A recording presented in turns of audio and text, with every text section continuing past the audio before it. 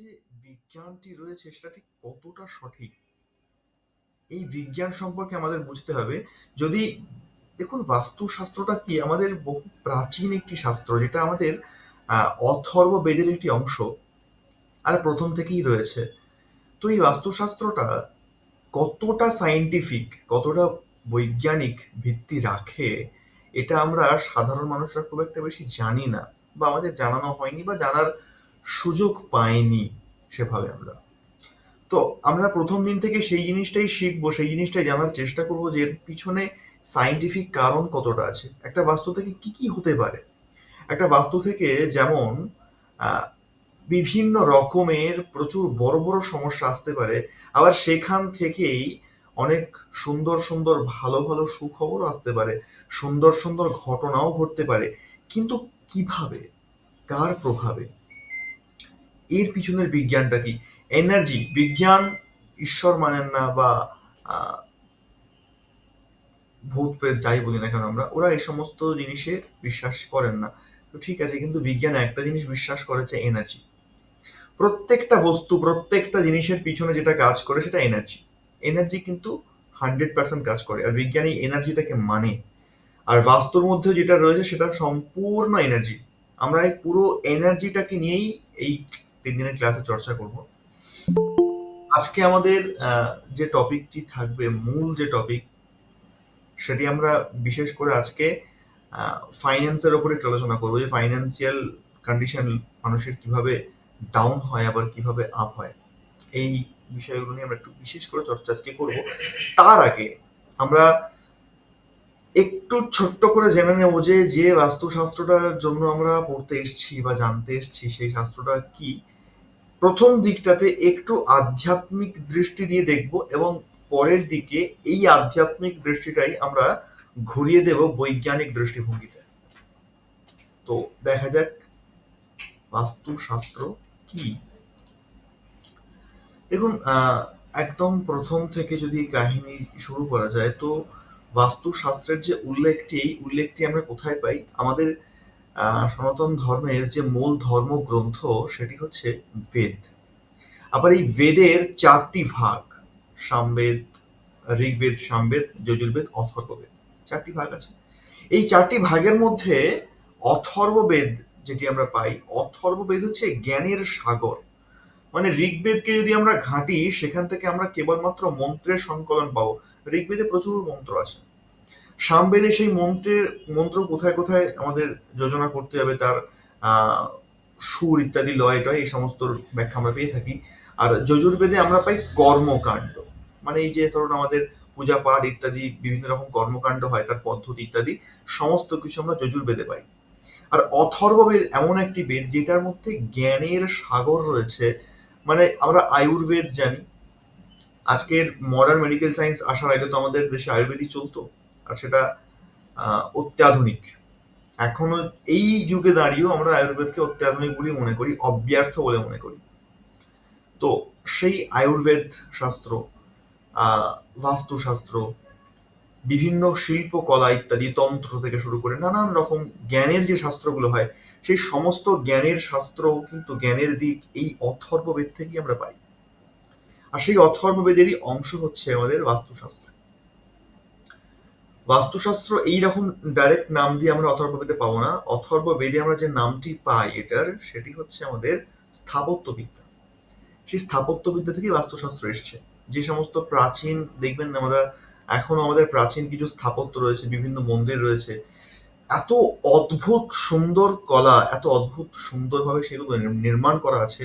আজও পর্যন্ত তার রহস্য, বা কিছু মন্দিরের রহস্য আমরা ভেদ করতে পারি না, যেটা তখনকার দিনে দাঁড়িয়ে, তখনকার যুগে দাঁড়িয়ে কিভাবে সম্ভব হয়েছিল এত সুন্দর অ্যাকিউরেট পারফেক্ট ডিজাইন বানানোর, একদম সাইন্টিফিকলি।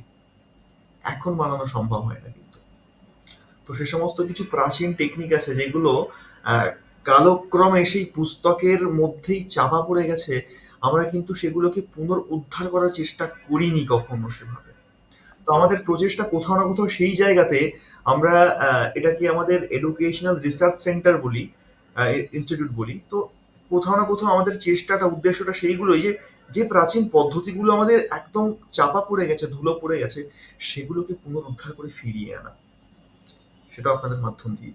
যাই হোক, তো সেই অথর্ববেদে, সেই স্থাপত্য বিদ্যায় আমরা বাস্তুশাস্ত্রের ক্ষেত্রে যে প্রথম উল্লেখ পেয়ে থাকি সেটা হচ্ছে একদম প্রথম সৃষ্টির আদিতে, যখন পৃথিবী সবে সবেমাত্র সৃষ্টি হয়েছে, সেই সময় মানব, এদের অস্তিত্ব সবেমাত্র শুরু হয়েছে, কিন্তু একদম প্রাচীন থেকে, পূর্ব থেকে যে দুটি প্রজাতির বা দুটি জনের যে অস্তিত্ব ছিল সেটা হচ্ছে দেবতা আর অসুর। এই দুই প্রজাতির কিন্তু অস্তিত্ব একদম প্রথম থেকে ছিল।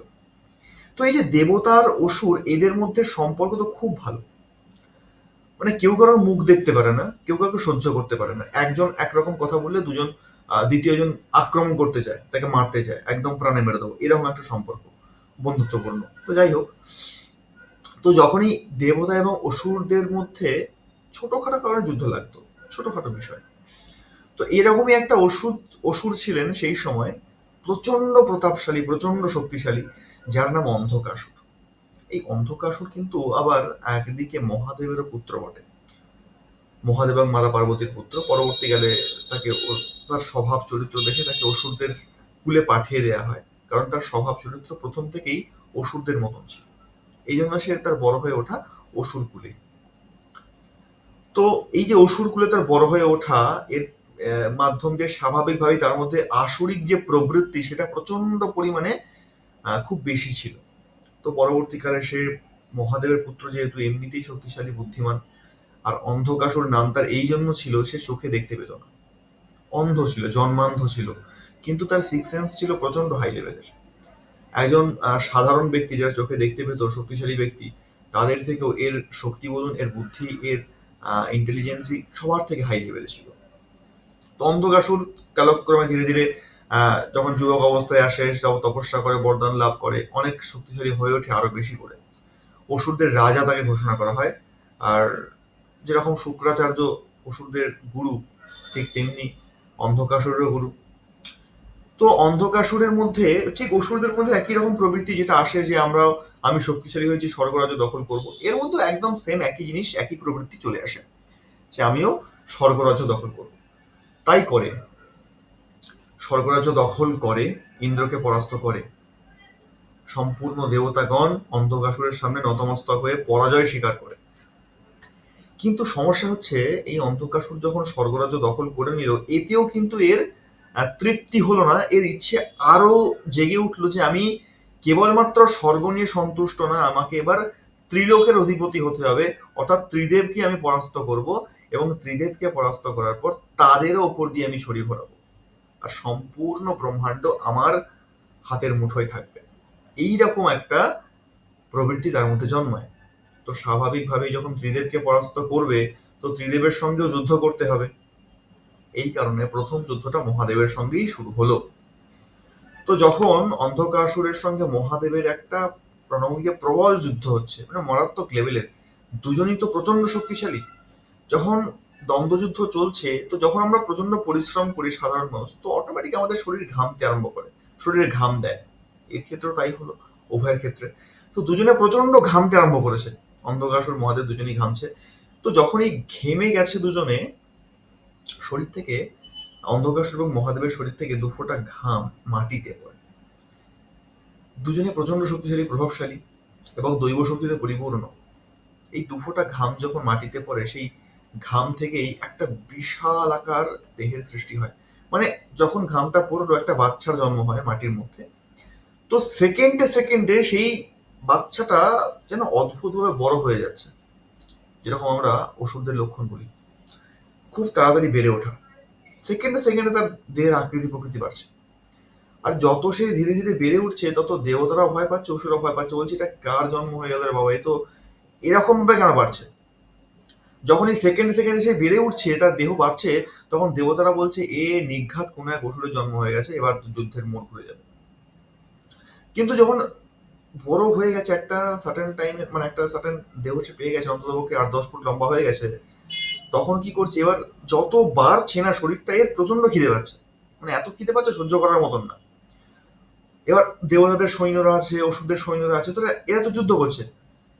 এ তো বেচারা জানে না, সবে সবে জন্মেছে, এর নিজের নামও জানে না, নিজের কি অস্তিত্ব সেটাও জানে না, কি করে জন্ম হলো তাও জানে না, কিচ্ছু জানে না, একদম অবোধ বালক। কিন্তু চেহারায় বাড়ছে আর খিদে পাচ্ছে। তো কি খাবে না, ওই মুঠো মুঠো করে দেবতা আর দানবদেরকে ধরছে আর মুখের মধ্যে পুড়ছে, জ্যান্ত একদম, চিবিয়ে চিবিয়ে খাচ্ছে। এটা দেখে তো অসুররা ভয় পেয়ে যাচ্ছে, বলছে এই যদি সত্যি অসুরই হবে তাহলে তো আমাদের কেন খাচ্ছে, বেঁচে বেঁচে দেবতাগুলোকে খাক, আমাদের অসুরদের কেন খাচ্ছে। তো এবার এ তো পক্ষপাতিত্ব করছে না, দেবতা চেনে না অসুর চেনে না, দুজনকেই খাচ্ছে। তো এবার বাকি যারা ছিল, দেবরাজ বলুন বা এদের সমস্ত সাঙ্গপাঙ্গরা, এরা বলছে যদি এইভাবে চলতে থাকে এ তো আমাদের সৈন্য শেষ, ওদের যুদ্ধের তো কোনো মানেই থাকবে না, কি করা যায়। না এখন তো মহাদেব যুদ্ধে ব্যস্ত, মহাদেবকে কিছু বলা যাবে না, তাহলে কি করা যাবে না, ব্রহ্মলোকে যাই ব্রহ্মদেবের কাছে। ব্রহ্মাদেবী এর উত্তর দিতে পারবে, কারণ সৃষ্টির সমস্ত উত্তর ওনার কাছে আছে, আর সৃষ্টিতে এমন কিছু ঘটতে পারে না যেটা ওনার অজানা, আর যা কিছু ঘটে সবটাই তার পিছনে কোনো না কোনো কারণ থাকে মোটামুটি। তো সেই কারণটা কি এটা জানতে গেলে ব্রহ্মলোকে যেতে হবে। তো বাকি যারা জীবিত সৈন্য সামন্তরা ছিল দেবতারা, তারা ছুটেছে ব্রহ্মলোকের দিকে। ব্রহ্মদেব সৃষ্টির রচয়িতা বলে কথা। তো ব্রহ্মলোকে যখন দেবতারা পৌঁছায় তখন ব্রহ্ম দেবতাদেরকে বা অসুরদেরকে ফলো করতে করতে ওই বেটাও পৌঁছায়, কারণ ও তো খাদ্য না, পৌঁছায়। তো ব্রহ্মদেবের কাছে যখন সবাই পৌঁছালো, ব্রহ্মদেবের কাছে প্রশ্নটা যে করতে যাবে ঠিক সেই মুহূর্তেই দেখা যাচ্ছে সে বেটাও এসে গেছে। অদ্ভুতভাবে ব্রহ্মদেবকে দেখেই আর তার কি মনে হলো, সে নতমস্তকে একদম শুয়ে পড়ে, মাটিতে শুয়ে পড়ে ব্রহ্মদেবকে এভাবে প্রণাম করছে। কেন ব্রহ্মদেব এরকম প্রণাম করছে কেন? না, ব্রহ্মদেবকে দেখা মাত্রই তার মনে হলো এটা না, এনাকে বোধহয় প্রণাম করা উচিত, এনাকে প্রণাম করা যায়, এটা তার মনে হলো। এই জন্য সে ব্রহ্মদেবকে প্রণাম করছে। আর সেই মুহূর্তেই দেবতারা জিজ্ঞাসা করছে যে ব্রহ্মদেব এটা কে, এর মানে বৃত্তান্তটা কি, যে সৃষ্টি হলো এই ক্রমশ বাড়ছে, সেকেন্ডে সেকেন্ডে দেহের গঠন আকৃতি সবকিছু বেড়ে যাচ্ছে, আর এত খাচ্ছে, মানে খিদে পেয়েছে তো কিছুক্ষণের মধ্যে সম্পূর্ণ সৃষ্টি ধ্বংস করে ফেলবে, সম্পূর্ণ সৃষ্টিকেই খেয়ে নেবে। এর ব্যাপারটা কি, জন্ম কেন হলো, কি ব্যাপারের। তখন ব্রহ্মদেব বলছে যে হ্যাঁ, এর জন্ম হয়েছে একটি বিশেষ উদ্দেশ্যে জন্ম হয়েছে। আর এই হচ্ছে আমারই মানস পুত্র। মানস পুত্র অর্থাৎ কল্পনার মাধ্যম দিয়ে যে সৃষ্টি করা হয়। তো এই হচ্ছে মানস পুত্র, এর নাম হলো বাস্তু পুরুষ। আর একাধারে এ ভূমিপুত্রও বটে, যেহেতু মাটি থেকে এর জন্ম হয়েছে তো ভূমিপুত্রও বটে।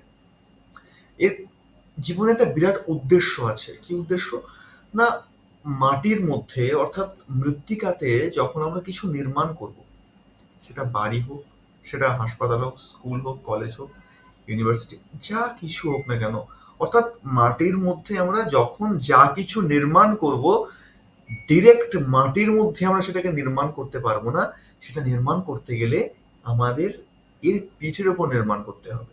তো এই কথোপকথন যখন চলছে, কথোপকথন চলতে চলতে এই যে প্রণামটা করেছে এবার তো উঠবে, তো একে যাতে উঠতে না দেওয়া যায়, সঙ্গে সঙ্গে দেবতা বা দানব অবশিষ্ট যারা ব্রহ্মলোকে ছিল তারা সবাই কি করলো না, পিঠের ওপর উঠে বসলো।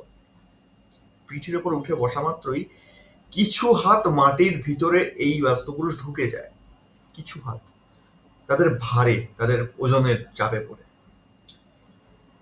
তো এই রকম বিধান হলো যে বাস্তুপুরুষের জন্ম এই জন্য হয়েছে কারণ বাস্তুপুরুষের শরীরের ওপরেই আমাদেরকে নির্মাণ কার্য করতে হবে।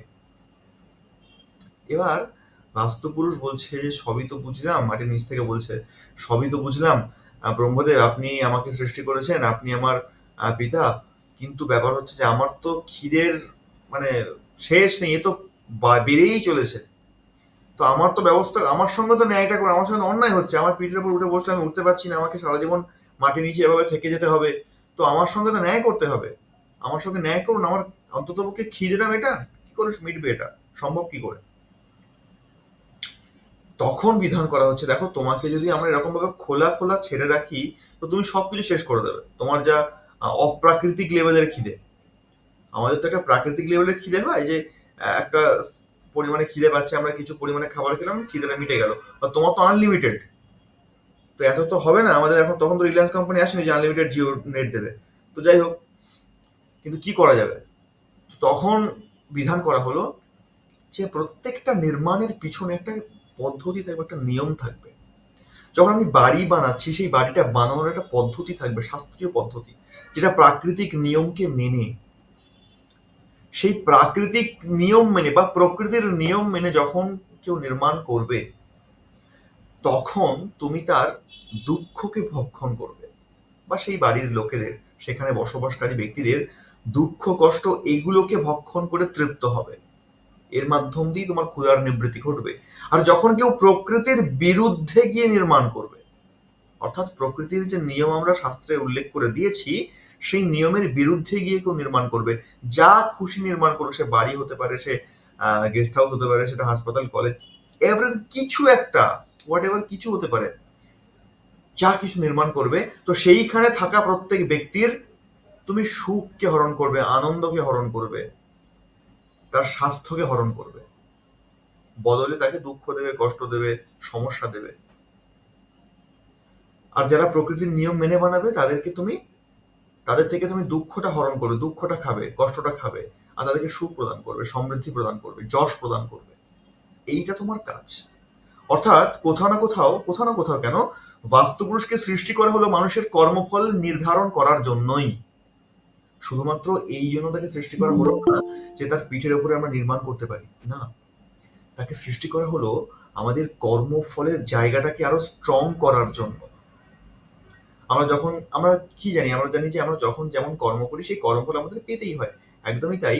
আমরা কিন্তু এই কর্মফলের জন্যই বাড়ি পাই, মানে বাড়ি নির্মাণ করতে পারি, তাই না?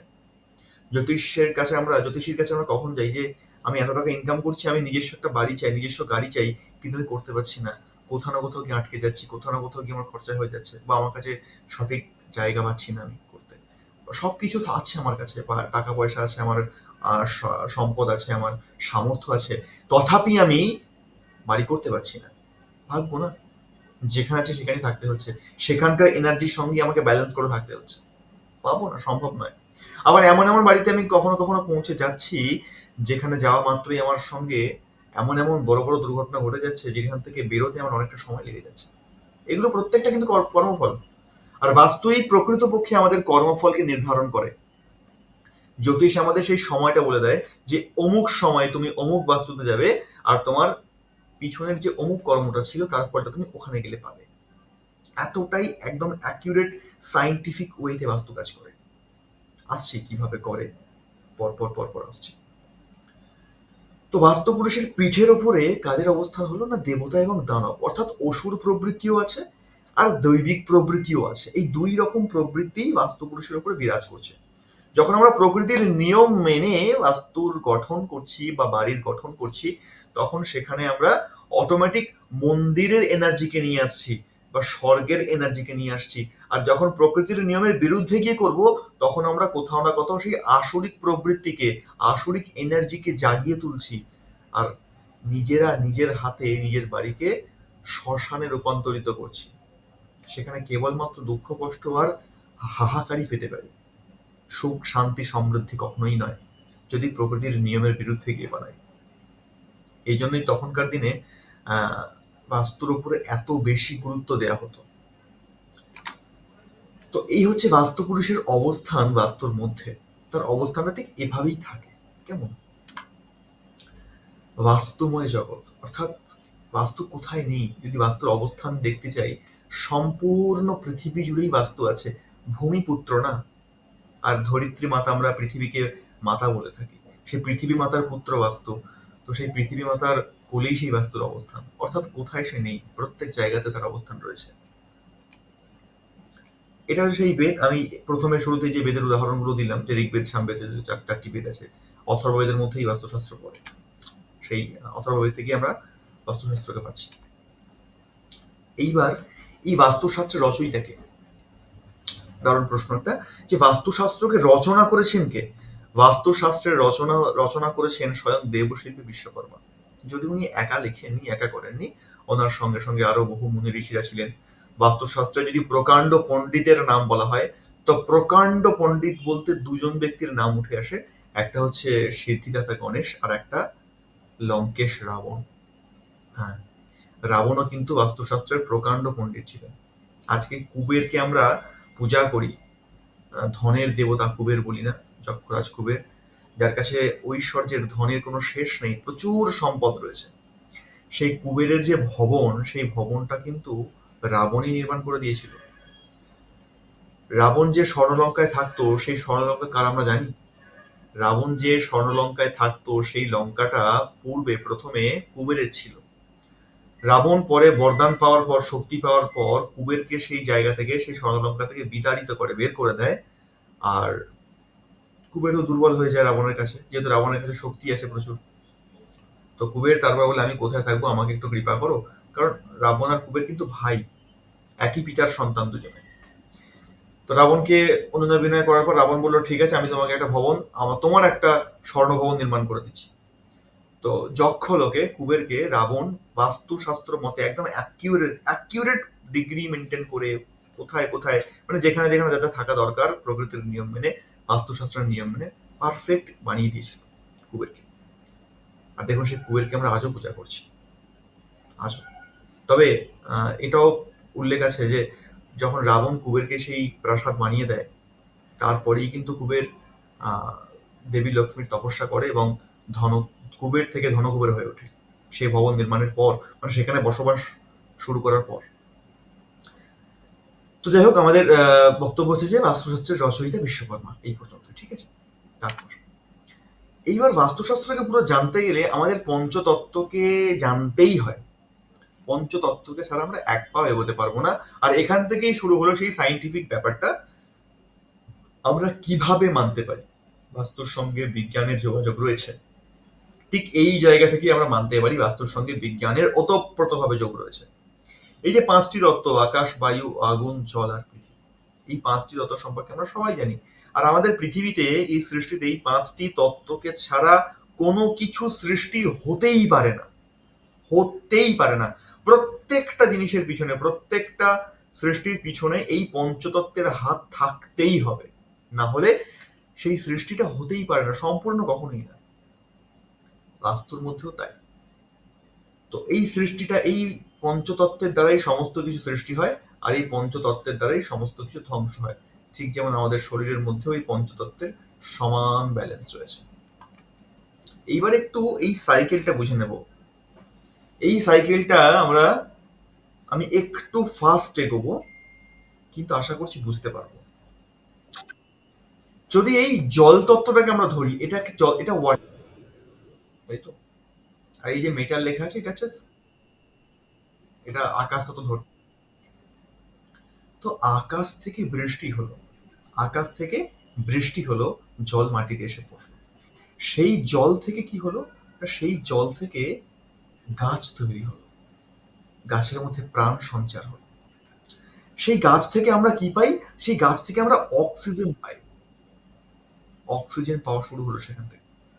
মানে আকাশ থেকে জল সৃষ্টি হলো, আর জল থেকে বায়ু তত্ত্বের সৃষ্টি হলো। আবার সেই গাছ যখন দীর্ঘদিন পর শুকিয়ে যায়, মারা যায়, তখন সে জ্বালানি হিসাবে ব্যবহার হয়, শুকনো কাঠ হয়ে যায়। তার মধ্যেই কিন্তু অগ্নি থাকে। আর সেই জ্বালানি বা সেই শুকনো কাঠকে নিয়ে সেই আমরা আগুনকে প্রস্তুত করি।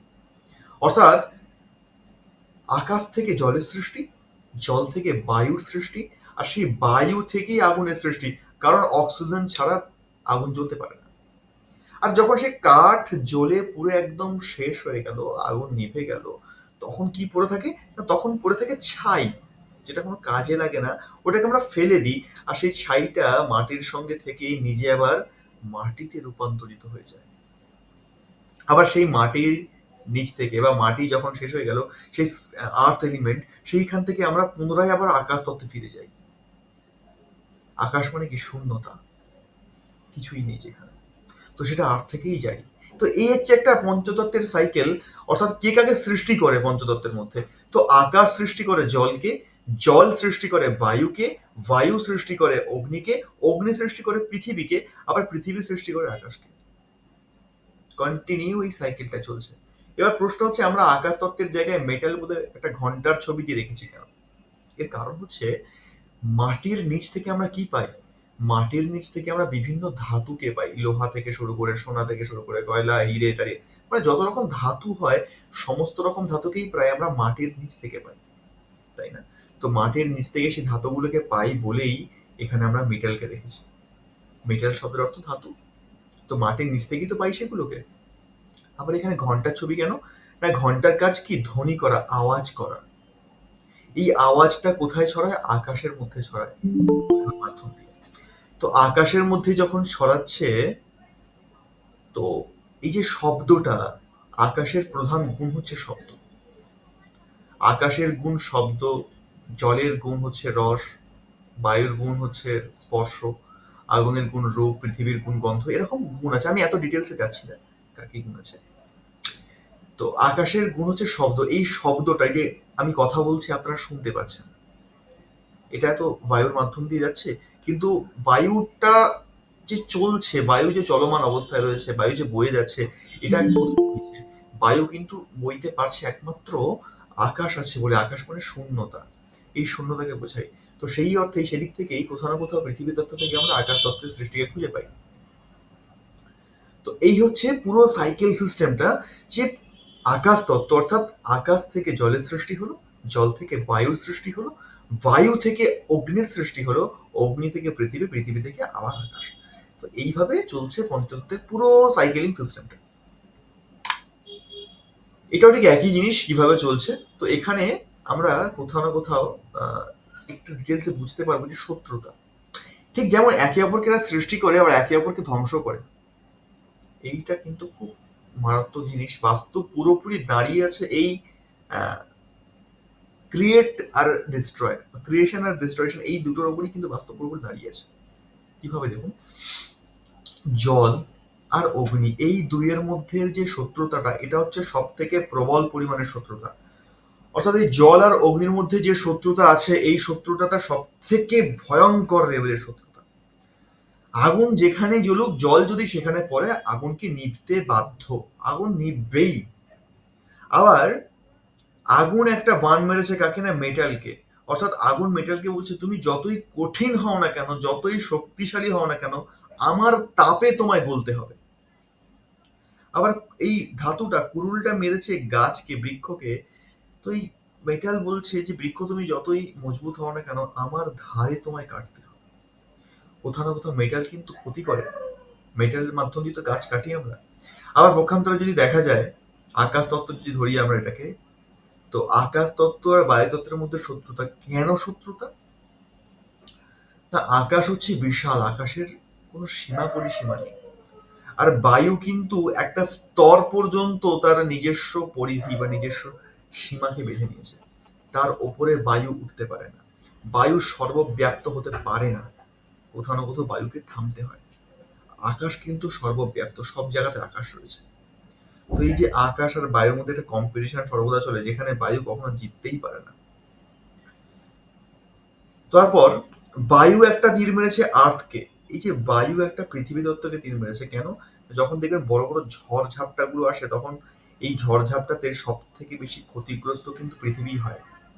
কখনো কারোর বাড়ি উড়ে যাচ্ছে, কখনো বাড়ি ভেঙে যাচ্ছে, বড় বড় পাহাড় পর্বত ধ্বংস হয়ে যাচ্ছে। এই যে পৃথিবী তত্ত্বের ক্ষতি, এটা কিন্তু বিভিন্ন বড় বড় ঝড়েই হয়। আর ঝড় মানে বায়ু তত্ত্ব। তো এই হচ্ছে এদের ডিস্ট্রয়, মানে এরা কিভাবে একে অপরকে ধ্বংস করে তার একটা ছোট্ট বিবরণ। এটাও ঠিক তেমনি একই রকম এখানে লেখা আছে, এক তত্ত্বের দ্বারা আরেক তত্ত্বের বিনাশ। এভাবে জল তত্ত্ব আর অগ্নি তত্ত্বের মধ্যে শত্রুতা রয়েছে, পৃথিবী আর জলের মধ্যে শত্রুতা রয়েছে, আকাশ বায়ুর মধ্যে শত্রুতা রয়েছে, আবার আগুন আকাশের মধ্যে শত্রুতা রয়েছে। এই হচ্ছে একদম, এই জিনিসটাকে আমাদের খুব ভালো করে বুঝে নিতে হবে যে কে কাকে ধ্বংস করছে, কে কাকে সৃষ্টি করছে। তাহলে বাস্তব আমাদের কাছে অনেকটা পরিষ্কার হয়ে যাবে। কারণ এগুলো প্রত্যেকটা সাইন্টিফিক আমরা বুঝতে পারছি যে এক তত্ত্ব। এই যখন তত্ত্ব ডিটেলসটা পড়ছি, দেখুন এখানে যদি একটু ভালো করে খেয়াল করি আমরা, যে এটা একদম বুঝতে পারবো, হ্যাঁ এটা সাইন্টিফিক, একদম এটা বাস্তব। আগুন যেখানে জ্বলবে সেখানে জল থাকতে পারে না, জল গেলে আগুন জ্বলতে পারে না। আবার আগুন যেখানে থাকবে সেখানে মেটাল থাকতে পারে না, সে গলবেই, তাই না? আবার বায়ু এবং পৃথিবীর মধ্যে শত্রুতা কেন থাকবে? কারণ বায়ু যদি প্রবল বেগে আসে, সে পৃথিবী তত্ত্বের ক্ষতি করবে, স্বাভাবিক, হবে ক্ষতি। পৃথিবী আর জলের মধ্যে শত্রুতা কেন? না, পৃথিবী তো জলকে আশ্রয় করে, মানে জলকে আশ্রয় দান করে, কিন্তু জল কখনো কখনো পৃথিবীকেই গ্রাস করতে আরম্ভ করে, তাকেই ডুবিয়ে দেয়।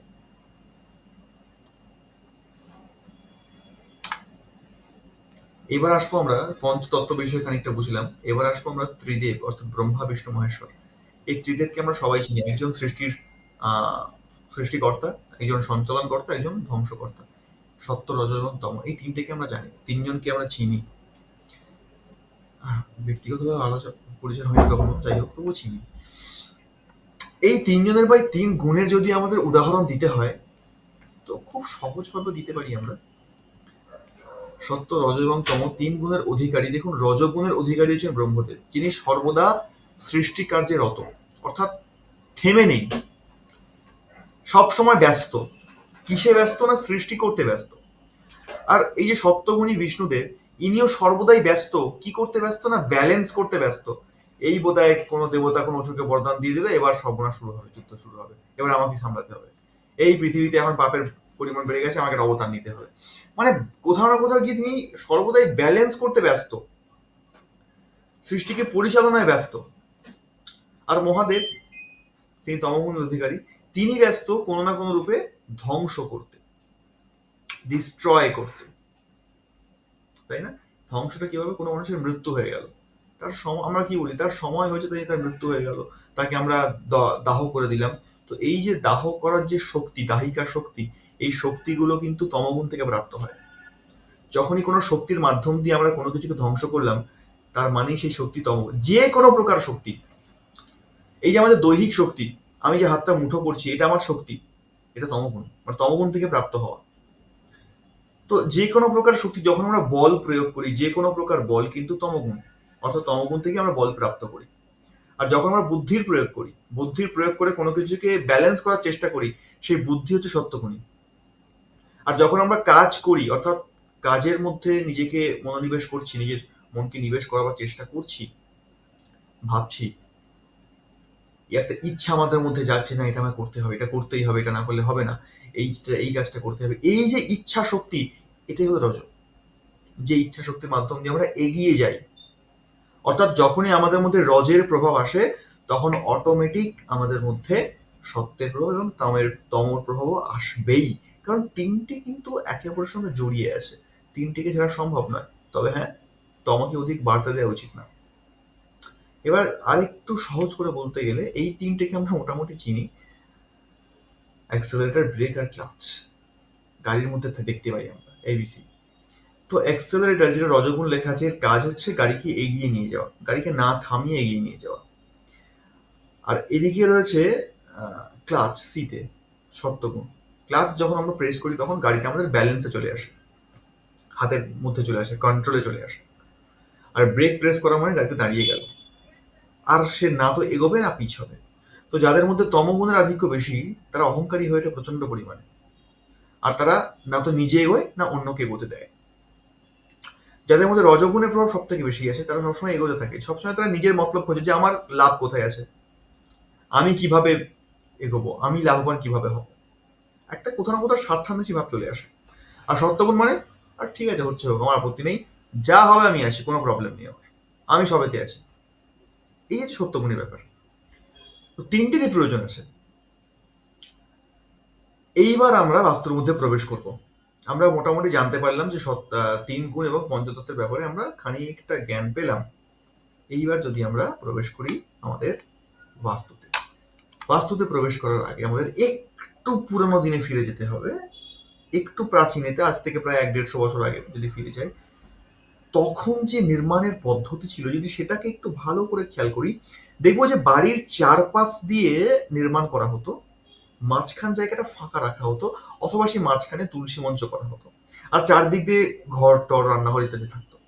বাথরুমটা হতো বাড়ি থেকে একটু দূরে নির্মাণ করা হতো, বাড়ির সঙ্গে অ্যাটাচ করে বাথরুম নির্মাণ করা হতো না তখনকার দিনে। এর কারণটা কি ছিল?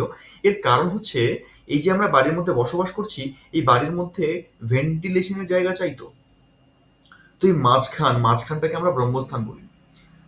এই সেন্টার জায়গা, মাঝখান থেকে নেগেটিভ এনার্জি গুলো বেরিয়ে উপর দিকে চলে যেত, আর ওই ওপর থেকে পজিটিভ এনার্জি বাড়ির মধ্যে প্রবেশ করতো, যার মাধ্যম দিয়ে একটা পজিটিভিটি পুরো বাড়ির মধ্যে সবসময় আমরা লক্ষ্য করতে পারতাম। তার মাধ্যমে কি হতো না, মানুষ সুস্থ থাকতো, সবল থাকতো, আর্থিক দিক থেকে হোক, শারীরিক দিক থেকে হোক, মানসিক দিক থেকে হোক, সব দিক থেকে তারা স্টেবল থাকতো। আজকে আমরা প্রত্যেকেই আনস্টেবল হয়ে গেছি, কারণ আমাদের গন্তব্যস্থান আর ফাঁকা নেই। আর টয়লেটকে দূরে রাখার কারণ কি না, টয়লেটকে দূরে রাখার কারণ হচ্ছে যত ক্ষতিকর এনার্জি হয়, নেগেটিভ এনার্জি হয়, এই সবটাই আমরা টয়লেট থেকে পাই। মানে যত বাস্তুদোষ, আজকে তো আমরা খানিকটা বাস্তুদোষ নিয়ে আলোচনা করবোই, তো যতবার বাস্তুদোষ কথাটা উঠে আসবে ততবার টয়লেট কথাটা উঠে আসবে। এতটাই ক্ষতিকর এনার্জি টয়লেট নিয়ে আসে। তো প্রথমে টয়লেট ছিল বাড়ির বাইরে, মানে অনেকটা দূরে, না একদম প্রথমের দিকে টয়লেট ছিলই না, মাঠে ঘাটে করতে হতো। তারপর কি হতো না, টয়লেট বানানো হলো কোথায় না, বাড়ি থেকে বাইরে, মোটামুটি বাড়ি থেকে 2 মিনিট যেতে হবে, তারপর টয়লেট পাবো দেখতে, ছোট্ট মতন একটা ঘর থাকতো।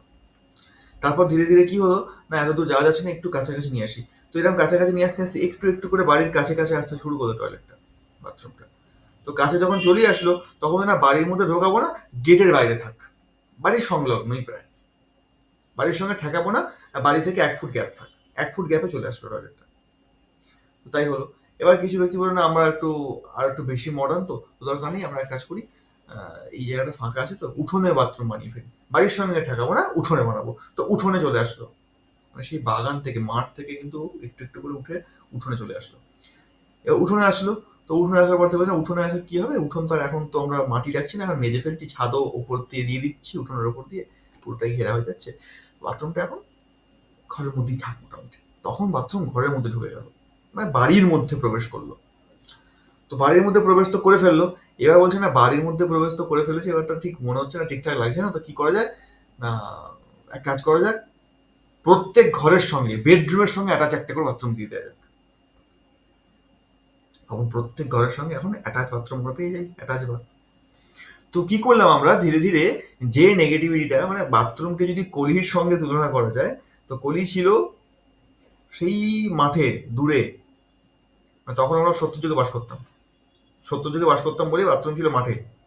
তারপর যখন ধীরে ধীরে এই ত্রেতা দাপর ইত্যাদিতে আসছি, তখন ধীরে ধীরে ধীরে ধীরে কলির অবস্থানটা কাছাকাছি কাছাকাছি কাছাকাছি আস্তে আস্তে আস্তে আস্তে যখন সত্যি আমরা কলিযুগে প্রবেশ করলাম একদম ঘোর কলিতে, তখন বাথরুমগুলো মানে কলিরূপী বাথরুমগুলো আমাদের প্রত্যেকের বেডরুমে ঢুকে গেল। এখন তো বেড থেকে নেমে বাথরুম, এরকম একটা অবস্থা। যাই হোক, তখনকার দিনে নির্মাণ পদ্ধতিটা এরকম ছিল, মাঝখানটা ফাঁকা রেখে এরকম চারদিক থেকে নির্মাণ করা হতো। কিন্তু এখন যদি আমরা বলি, এই যে ফাঁকা রাখার ব্যাপারটা, এটাও কিন্তু আধুনিক বাস্তুতে সম্ভব। মডার্ন যে বাস্তুগুলো আমরা এখন দেখি, ফ্ল্যাট বলুন বা বাড়ি বলুন যেটা বানাচ্ছি, তাদের ক্ষেত্রে এটা পসিবল যদি আমরা এই ডিজাইনটা বানাই, এইরকম ধরনের ডিজাইন বানাই, তাহলে কিন্তু মাঝখানে ব্রহ্মস্থান ফাঁকা থাকবে, চারদিক থেকে বেডরুম হয়ে যাবে, মেন গেটে চলে আসবে, সব এটু যে ঠিকঠাক পজিশনে চলে আসবে। এটা নিয়ে আমরা পরে আলোচনা করবো, ডিজাইন কি করে বানাতে হয়, এটা এখন আমাদের বিষয় নয়। তো আমাদের বিষয় আধুনিক বাস্তু বলবো না, মডার্ন বাস্তু বলবো। তো এই মডার্ন বাস্তু মানে এখন তো আমাদের কিছু করার নেই, আমরা যদি এখন বলি যে না আজকাল ফাঁকা রাখতে হবে, বাথরুমকে বাড়ির বাইরে বানাতে হবে, তো কেউ ক্লাসও করবে না, কেউ বাস্তু মানবেও না, তো বাস্তু যায় ভারমে, দরকার নেই, এটাই বলবে। তো সবকিছুকে বজায় রেখে আমাদের কাজ করতে হবে, এই একটা ব্যাপার। আমরা পুরোপুরি নেগেটিভিটিকে তো বাইরে বের করতে পারবো না, কিন্তু 80% 70% বের করতেই পারি। সেই রকম পদ্ধতিকে আমরা শিখবো, যে আধুনিক এই মডার্ন বাস্তুতে থেকেও আমরা সেই নিয়মগুলোকে কতটা ফলো করতে পারবো, এবং একদম অ্যাকিউরেট ভাবে বাস্তু নির্মাণ কিভাবে করতে পারবো, সবকিছু প্রতিবন্ধকতাকে সঙ্গে নিয়েও। এটাই আমাদের আলোচ্য বিষয়, শিক্ষণীয় বিষয়। তো এবার আমরা পুরোপুরি মডার্ন বাস্তুর উপরই স্টাডিটা করবো, কারণ আমাদের প্রাচীন বাস্তুর প্রয়োজন নেই। বাড়ি নির্মাণ করতে গেলে কি লাগে, সর্বপ্রথম জায়গা লাগে। বাড়ি নির্মাণ করতে গেলে যে জায়গাটা আমার লাগবে, সেই জায়গাটা কেমন হওয়া উচিত, প্রথম প্রশ্ন। প্রথম হচ্ছে বর্গক্ষেত্র জমি যদি আমরা পাই, একদম স্কোয়ার শেপ, এর থেকে উত্তম জমি হতেই পারে না, দারুণ হয়। তারপর আসে আয়তক্ষেত্র শেপ, রেক্ট্যাঙ্গেল, এটাও চলে, খুব ভালো।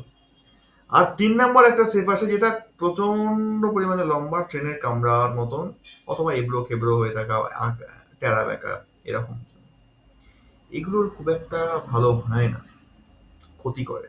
অনেক সময় দেখা যায় ট্রেনের মানে কামরার মতো লম্বা জমি জমি কেনা হয়ে গেছে, তো কেনার পর থেকেই তাদের জীবনে নানা অশান্তি শুরু হয়ে গেছে, নানান প্রবলেম ফেস করতে হচ্ছে।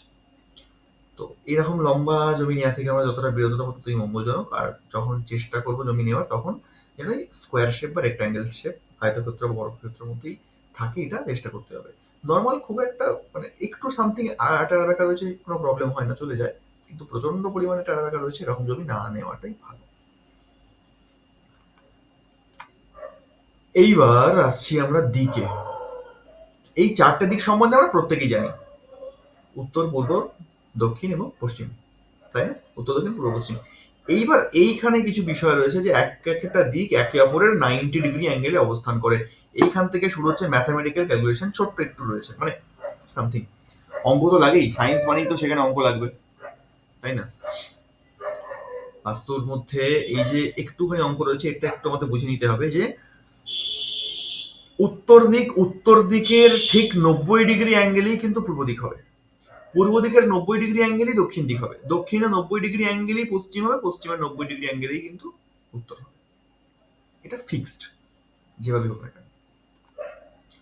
আর এইবার আসছে, এই চারটে দিক সম্বন্ধে জানতাম, চারটে দিকে আবার 8টা দিকে কনভার্ট হয়ে গেল, একটু ফ্যাশন হয়ে গেল। কিছুই ফ্যাশন না, দেখুন উত্তর আর পূর্বের মধ্যে যে ডিস্টেন্সটা ছিল সেটা কত, 90 ডিগ্রি। তো উত্তর আর পূর্বর মাঝখান দিয়ে একটা দিক বেরিয়ে গেল যার নাম ঈশান কোণ। ঈশান কোণ বাঙালি কিন্তু প্রত্যেকে চেনে, মানে অন্যান্য দিকের নাম জানুক চাই না জানুক, ঈশান কোণকে প্রত্যেকে চেনে। ঈশান কোণ কোন জায়গাটা হয়, আর না চিনলেও ঈশান নামটা প্রত্যেকে শুনে থাকবে, ঈশানের গুরুত্ব এত।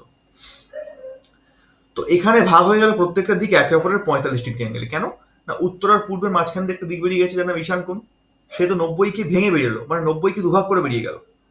আবার ঠিক তেমনি পূর্ব আর দক্ষিণের মাঝখান দিয়ে একটা কোণ বেরোলো, অগ্নিকোণ, এও কিন্তু 90কে ভেঙে বেরোলো, মানে 45 45। আবার দক্ষিণ আর পশ্চিমের মাঝখান দিয়ে একটা কোণ বেরোলো, নৈরিত কোণ, এও 90কে ভাঙলো, 45 45। বায়ু তাই, অর্থাৎ প্রত্যেকটা দিক এখানে পাচ্ছি আমরা একে অপরের 45 ডিগ্রি অ্যাঙ্গেলে অবস্থান করছে। কেমন? আচ্ছা, এইটুকু ঠিক আছে। ব্যাপার হচ্ছে আমরা ছোটবেলায় একে চন্দ্র দুয়ে পক্ষ তিনে নেত্র পড়েছি না? একে চন্দ্র অর্থাৎ চন্দ্র একটা, দুয়ে পক্ষ পক্ষ দুটো, তিনে নেত্র তিনটে নেত্র, ডান চোখ বাঁ আর একটা ঊর্ধ্বনয়ন, চারে চতুর্বেদ চারটে বেদ, যেটা আমরা প্রথমেই পড়লাম, ঋগ্বেদ, সামবেদ, যজুর্বেদ, অথর্ববেদ। পাঁচে পঞ্চ, 5 রকম বান হয়, 6 ঋতু, ওই যে গ্রীষ্ম বর্ষা শরৎ ঋতু, 7 সমুদ্র, 7 রকম সমুদ্র আছে, 8 অষ্টবসু, 8টা বসু আছে, 9 নবগ্রহ, 9টা গ্রহ আছে, 10 দিক। এইখানেই ব্যাপার, বাস্তু এখানেই একটুখানি ঘুরিয়ে দিয়েছে। কিরকম ঘুরিয়েছে না, এখন অব্দি আমরা জানি 10টা দিক হয়, কি কি না, এখানে 8টা দিক দেখতে পাচ্ছি, উত্তর, দক্ষিণ, পূর্ব, পশ্চিম, ঈশান, অগ্নি, নৈঋত, বায়ু, 8টা দিক হয়ে গেছে। আর দুটো দিক, একটা ঊর্ধ্ব একটা অধ, এইটুকু আমরা জানতাম। কিন্তু বাস্তু যখন করবো আমরা, বাস্তু যখন পড়ছি, এইখানে জিনিসটা একটু ঘোরেল হয়ে গেল। বাস্তুশাস্ত্র বিশ্বকর্মা বলছে না বাবা, বাস্তু না তো 4টে দিকে হবে, না তো 8টা দিকে হবে, না 10টা দিকে হবে, বাস্তু হবে 16টা দিকে। অর্থাৎ বাস্তুর যে দিক হবে সেটা পুরো 16টা দিক হবে। 16 দিককে ব্যালেন্স করবো কি করে? ওই যেগুলো ম্যাথামেটিক্যাল ক্যালকুলেশন একটু আছে এখানে। যেমন এই যে পৃথিবীটাকে যদি দেখি, পৃথিবীটার ডিগ্রি কত, মানে পরিধি কত? যে কোনো গোল বস্তুর পরিধি আমরা জানি 360 ডিগ্রি হয়। পৃথিবীও গোল, তাহলে পৃথিবীর যে মাপটা আমরা বের করব, যে ডিগ্রিটা বের করব, সেটা 360 ডিগ্রি হবে। 360 ডিগ্রিকে আমরা কি করলাম না, 16টা দিকে সমান ভাগে ভাগ করলাম। 360কে যখন আমরা 16 দিকে সমান ভাগে ভাগ করব, তখন প্রত্যেকটা দিকের যে মান বা যে পরিধি বা যে পরিমাণ আমরা পাবো, সেটা পাবো 22.5 ডিগ্রি। তো এখানে আমাদের কাছে এইটা পুরোপুরি ক্লিয়ার হয়ে গেল যে এক একটা দিকের যে মাপ হয় সেটা 22.5 ডিগ্রির মধ্যে থাকে। অর্থাৎ আমি যে সামনে দেখছি এটা আমার উত্তর দিক, আমরা ধরে নিই পুরোটাই আমার উত্তর দিক, এটা সম্পূর্ণ ভুল। পুরোটা উত্তর দিক হতেই পারে না। কেন হতে পারে না? এখানে তার কারণ দেখতে পাচ্ছি আমরা। না, উত্তর দিকটা দেখুন একদম সমান ভাবে রয়েছে, স্ট্রং, এখানে সোজা ভাবে উত্তর দিক রয়েছে। তার ডান দিকে কি আছে? ঈশান কোণ না, ঈশান আর উত্তরের মাঝখানে একটা দিক আছে যেটাকে NNE বলা হয়, নর্থ অফ নর্থ ইস্ট, বাংলায় বলা হয় উত্তর ঈশান। তারপর কি ঈশান কোণ আসছে? ঈশানের পর কি পূর্ব দিক হওয়ার কথা? না, পূর্ব আর ঈশানের মাঝখানে একটা দিক বেরোচ্ছে, যেটাকে ENE বলা হয়, ইস্ট অফ নর্থ ইস্ট, বাংলায় বলি পূর্ব ঈশান। আবার ঠিক পূর্ব আর দক্ষিণ অগ্নির মাঝখানে একটা দিক বেরোচ্ছে, যেটাকে ESE বলা হয়, ইস্ট অফ সাউথ ইস্ট, এটাকে বলছি আমরা পূর্ব অগ্নি। অগ্নি আর দক্ষিণের মাঝখানে একটা দিক বেরোচ্ছে, যেটাকে SSE বলা হয়, সাউথ অফ সাউথ ইস্ট। এটাকে আমরা বাংলায় বলছি দক্ষিণ অগ্নি। আবার তারপরে দক্ষিণ দিক আসছে, দক্ষিণ দিক আর নৈঋত কোণ, এই দুয়ের মাঝখানে একটা দিক আছে SSW, south of south West, বাংলায় বলি দক্ষিণ নৈঋত। আবার পশ্চিম আর নৈঋতের মাঝখানে WSW আসছে, এটাকে ওয়েস্ট অফ সাউথ ওয়েস্ট বলা হয়, এটাকে বলছি পশ্চিম নৈঋত। পশ্চিম আর বায়ু, এই দুয়ের মাঝখানে একটা দিক বেরোচ্ছে WNW, এটাকে ওয়েস্ট অফ নর্থ ওয়েস্ট বলা হয়, বাংলায় বলছি পশ্চিম বায়ু।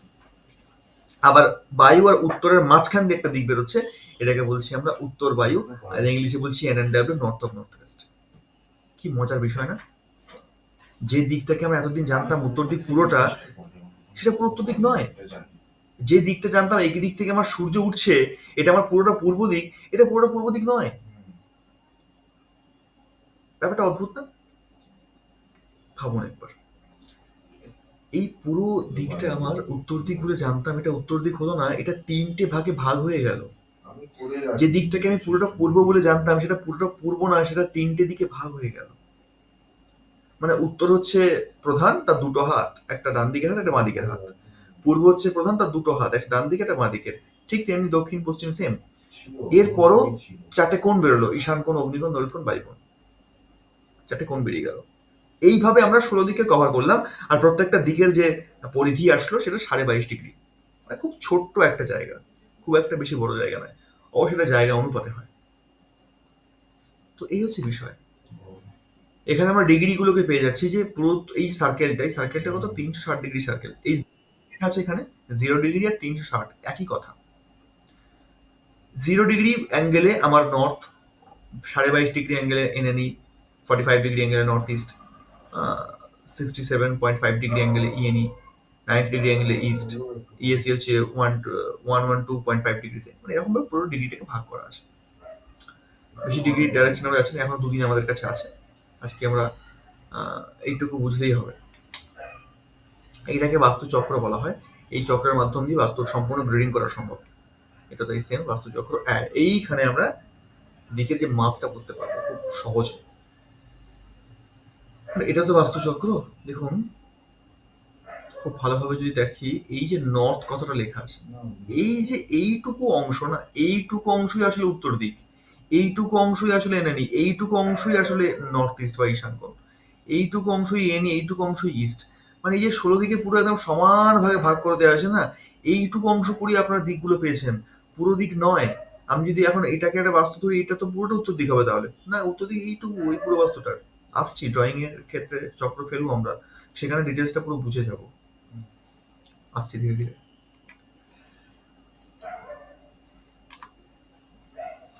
এই যে জিনিসটা দেখছি আমরা, এটা একটু ভালো করে বুঝে নেব। এটা হচ্ছে কি না, এটা বাস্তু পুরুষ।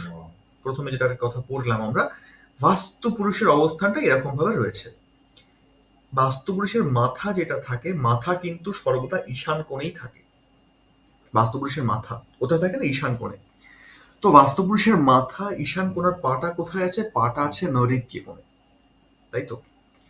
দেখুন তার কনুই বলুন, হাঁটু বলুন রয়েছে কোথায়, ডান দিকের হাঁটু ডান দিকের কনুই রয়েছে অগ্নিকোণে, বাঁদিকের হাঁটু বাঁদিকের কনুই রয়েছে বায়ুকোণে, তাই না? পশ্চিম আর দক্ষিণ দিকটা পায়ের অংশটা পেয়েছে, পূর্ব আর উত্তর দিকটা দুটো কাঁধের অংশটা পেয়েছে, তাই তো? এই যে প্রত্যেকটা দিক এখান থেকে আমরা পেয়ে যাব, যখনই আমাদের শরীরে যে কোনো অঙ্গে যে কোনো জায়গায় কোনো প্রবলেম হবে, ব্যথা হচ্ছে বা সামথিং কিছু একটা প্রবলেম হচ্ছে, তখন যদি যে দিকগুলোকে আমরা এখানে সাধারণভাবে দেখতে পাচ্ছি, সেই দিকগুলোকে চেক করি, আমরা 100% সেখানে এমন কোনো জিনিস পেয়ে যাবো যেটা সত্যি প্রবলেমেটিক, যেটা সত্যি প্রবলেম দিচ্ছে। কোনো কোনো বাড়িতে এরকম থাকে যে খুব মাথা ধরার প্রবলেম থাকে, মাথায় চাপ পড়ার প্রবলেম থাকে, চিন্তা ভাবনা প্রচন্ড আসে, টেনশন প্রচন্ড আসে, ডিপ্রেশন আসে, এরকম আছে। কিছু কিছু মানুষের উপর বেশি প্রভাব আসে এগুলো। তার ঈশান কোণটাকে একবার চেক করবেন, দেখবেন ঈশান কোণে প্রচন্ড ভারী ভারী জিনিস চাপানো আছে, যার জন্য তার উপরে এই এফেক্ট আসছে, সহ্য করতে পারছে না। এরকম কিছু কিছু জিনিস থাকে, আসে। এইবার একটুখানি আহ বাস্তুর মধ্যে জ্যোতির্বিজ্ঞানকে নিয়ে আসা যায় খুব সামথিং ভাবে। এই জিনিসটা, এটাকে আমরা আমরা ইংলিশে বলি, যারা একটু সায়েন্সের দিকে পড়াশোনা করেছেন বা জিওগ্রাফি নিয়ে একটু আগাটা করেছেন তারা জানেন, এটাকে আমরা বলি মিল্কি ওয়ে বা আমাদের যে গ্যালাক্সিটা রয়েছে। বাংলায় বলি বা হিন্দিতে বলি আকাশগঙ্গা, বা কেউ কেউ মন্দাকিনী বলে থাকেন।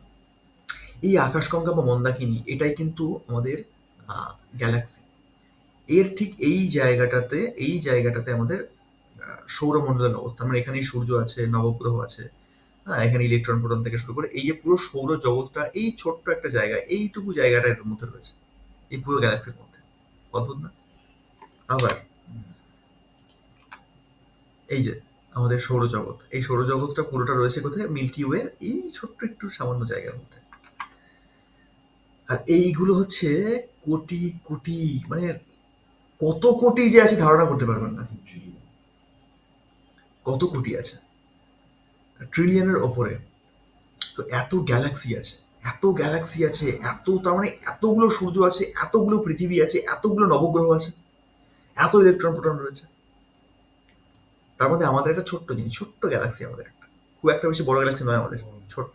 আমাদের গ্যালাক্সি থেকে বড় বড় গ্যালাক্সি আছে, বড় বড় আকাশগঙ্গা আছে, হাজার হাজার লক্ষ লক্ষ গুণে বড় বড় আকাশগঙ্গা আছে। সেখানে এরকম প্রত্যেকটা জায়গায় এরকম সূর্য বসে আছে, প্রত্যেক জায়গায় এরকম নবগ্রহ বসে আছে, সবাই কিন্তু সেই সূর্যকে প্রদক্ষিণ করছে। মানে কত লক্ষ, কত কোটি সূর্য আছে, কত কোটি পৃথিবী আছে এরকম। তাদের মধ্যে আমরা একটা ছোট্ট একটুখানি। এটা কেন বললাম?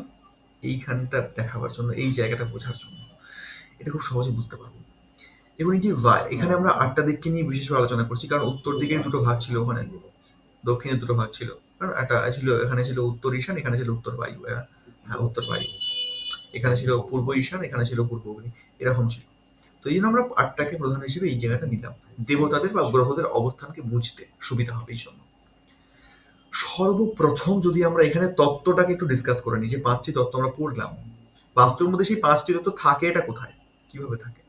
এই যে বায়ুকোণটা রয়েছে না, অ্যাকচুয়ালি এটা বায়ুকোণ হবে না, বায়ুকোণের পর থেকে, মানে ঠিক এই জায়গা থেকে বায়ুকোণ যেখানে শেষ হচ্ছে, বায়ুকোণ শেষ হচ্ছে আর NNW বা নর্থ অফ নর্থ ওয়েস্ট, যেটাকে আমরা উত্তর বায়ু বলছিলাম একটু আগে, এই জায়গা থেকে আমাদের জলতত্ত্ব শুরু হচ্ছে।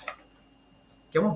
এই জায়গা থেকে জলতত্ত্ব শুরু হচ্ছে ঈশান পর্যন্ত, মানে উত্তরের যে প্রথম ভাগ NNW, এই NNW থেকে জলতত্ত্ব শুরু হচ্ছে একদম নর্থ ইস্ট ঈশান পর্যন্ত। এটা পুরোটাই জলতত্ত্বের মধ্যে পড়ে, পুরোটাই এখানে, মানে এখানে জলতত্ত্ব রয়েছে এক কথায়। তারপর ইএনই থেকে আমাদের শুরু হচ্ছে বায়ুতত্ত্ব, ইএনই থেকে বায়ুতত্ত্ব শুরু হচ্ছে ইএসি পর্যন্ত, অগ্নি ঠিক আগে পর্যন্ত। এই অবধি আমাদের পুরোটা বায়ুতত্ত্ব রয়েছে। আবার এসি, অগ্নিকোণ থেকে দক্ষিণ দিক পর্যন্ত এটা পুরোটা অগ্নিতত্ত্ব রয়েছে।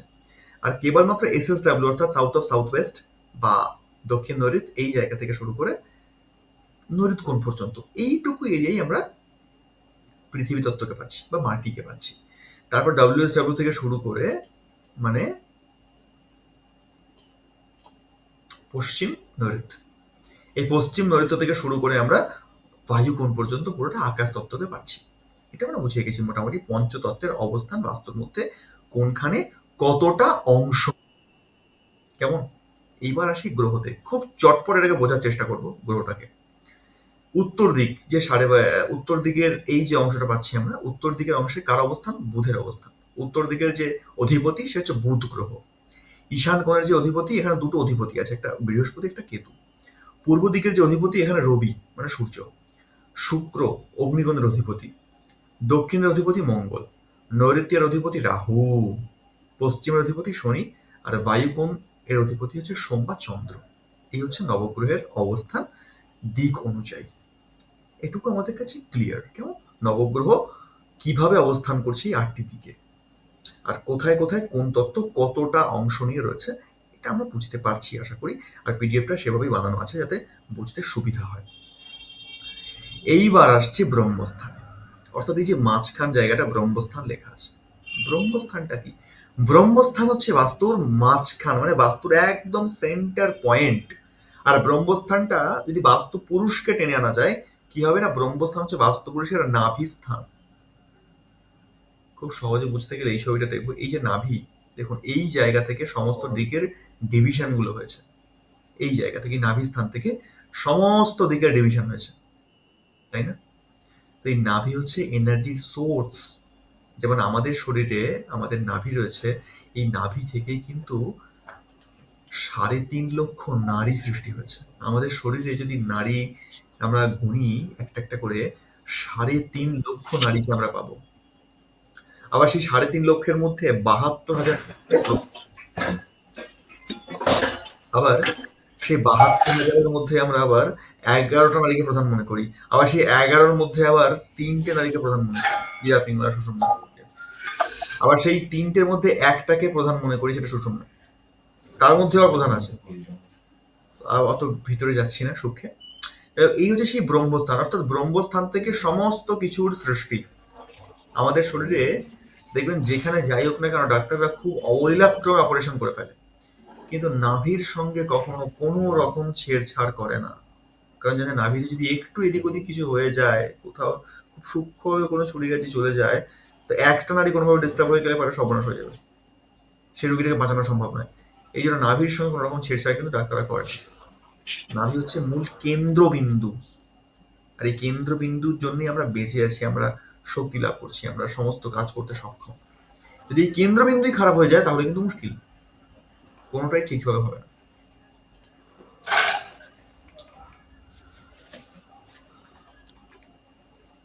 এইবার আমরা একটুখানি প্রবেশ করতে চলেছি আস্তুর মধ্যে। তার আগে একটুখানি আমরা একটা জিনিসকে দেখে নেব, এই জায়গাটা একটু দেখে নেব, যেটা আমি বলছিলাম যে আমরা উত্তর দিক মনে করি বা পূর্ব দিক মনে করি, পুরো জায়গাটাকে, পুরো এরিয়াটাকে মনে করি, তাই না? ধরুন এই যে ছকটা করা আছে না, ধরে নিন এই ছকটা হচ্ছে আমার বাস্তু, আমার বাড়ি। কেমন? আমার এই বাড়ির মধ্যে এটা আমার দক্ষিণ দিক, এই দক্ষিণ দিকে আমি মেন গেট করেছি, আমার একটা মেন গেট। এটা একটা বেডরুম আমার, এটা একটা বড় বেডরুম, এটাও একটা বেডরুম। এখান থেকে আমার সিঁড়ি রয়েছে ওপরে ওঠার জন্য। এখানে আমার রান্নাঘর রয়েছে, এখানে আমার বাথরুম করা আছে, এই জায়গাটা আমার বাথরুম করা আছে। এটা আমার সেপটিক ট্যাঙ্ক করা আছে। এখানে দুটো বাথরুম আছে, এটা একটা ডিভিশন দেওয়া আছে। এটা আমার কিচেনের এরিয়া। এখানে আমার বসার ঘর আছে, আর টিভি ঘর আছে, ইত্যাদি আছে। এটা আমার পুরোটা ড্রয়িং রুম, ফাঁকা এরিয়া রাখা আছে। ব্রহ্মস্থান আমি ফাঁকা রেখেছি। ব্রহ্মস্থান বের করতে হয় কি করে?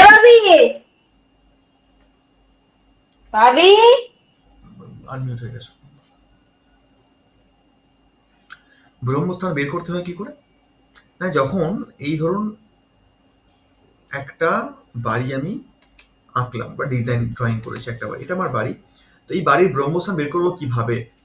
এই বাড়ির ব্রহ্মস্থানকে বের করতে গেলে খুব সহজ পদ্ধতি হচ্ছে, আমাকে যেটা করতে হবে সেটা কি?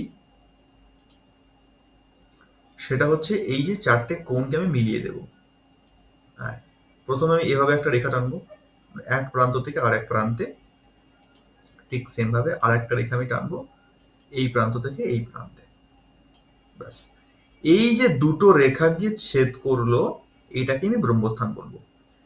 ব্রহ্মস্থান যতক্ষণ না বেরোচ্ছে ততক্ষণ বাস্তুর কিচ্ছু করা সম্ভব নয়। কারণ আগে নাভিকে বের করতে হবে, মূল কেন্দ্রকে বের করতে হবে আগে, তবে আমি প্রত্যেকটা এনার্জিকে বুঝতে পারবো, প্রত্যেকটা শক্তিকে বুঝতে পারবো। এবার আমি কি করব না, এইবার আমি দেখবো যে কোন ঘরটা, কোন বাথরুমটা, কোন রান্নাঘরটা, কোন গেটটা কোন জোনে পড়ে আছে, কোথায় পড়ে আছে, কোন দিকে পড়ে আছে, সেটাকে বুঝতে গেলে এবার আমি এখানে চক্রটা ফেলবো। মানে এটাকে বাস্তু চক্র বলা হয়, একটু আগে পড়লাম বাস্তু চক্র। এই বাস্তু চক্র ছাড়া বাস্তু করা সম্ভব নয়। কেমন? দেখুন, মজার বিষয়, এইখানে নর্থ লেখা আছে, তাই তো?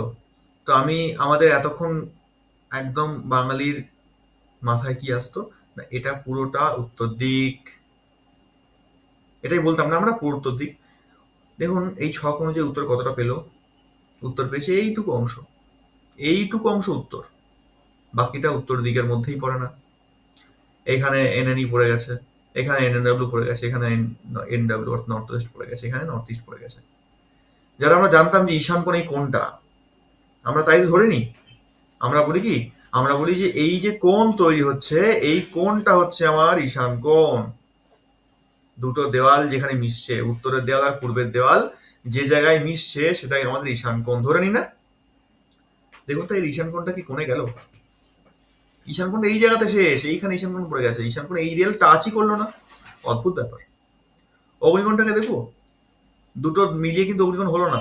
অগ্নিকোণ এই সাউথের দেওয়ালে এসে পড়েছে, নৈরুৎকোণটাও তাই, নর্থ ওয়েস্টও তাই। একটা কোনো কোণে গিয়ে পড়লো না, যেখানে আমরা বেশিরভাগ ক্ষেত্রে ভুল করে থাকি।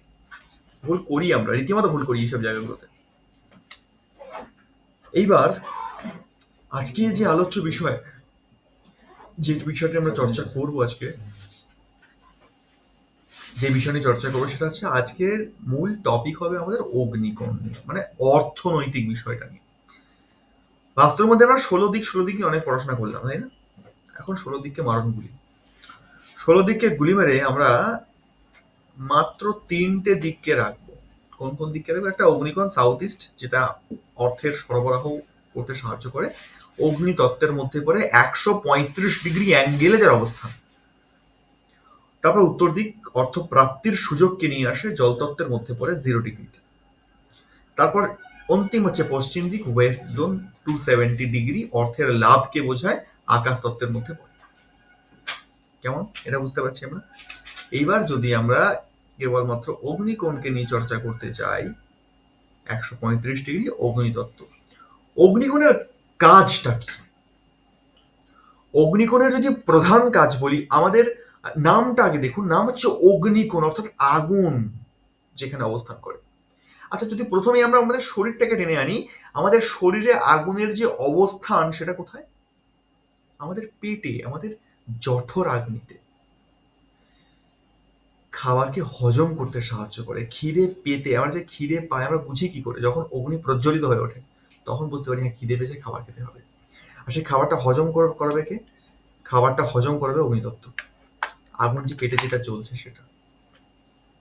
ঠিক একই রকম ভাবে বাস্তুর মধ্যেও অগ্নিকোণে আগুন থাকে, আর অগ্নিকোণের কাজ হচ্ছে অর্থ আনা, অর্থকে ধরে রাখা, সেভিংস। এক কথায় বলতে গেলে সেভিংস এর জায়গাটা অগ্নিকোণ দেখে।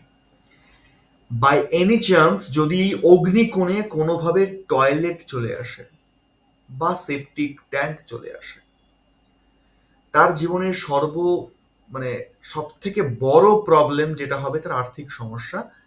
টাকা সে কোনো মতেই ধরে রাখতে পারবে না, কোনো না কোনো দিক থেকে তার টাকা ব্যয় হবে। যদি সে কোটিপতিও হয় তবুও তার ফাইন্যান্স প্রবলেম থাকবে। সে একটাই কথা বলবে, আমি মাসের শেষে কোটি টাকা রোজগার করি, তারপরেও আমার সেভিংস থাকে না, টাকা আমার থাকে না।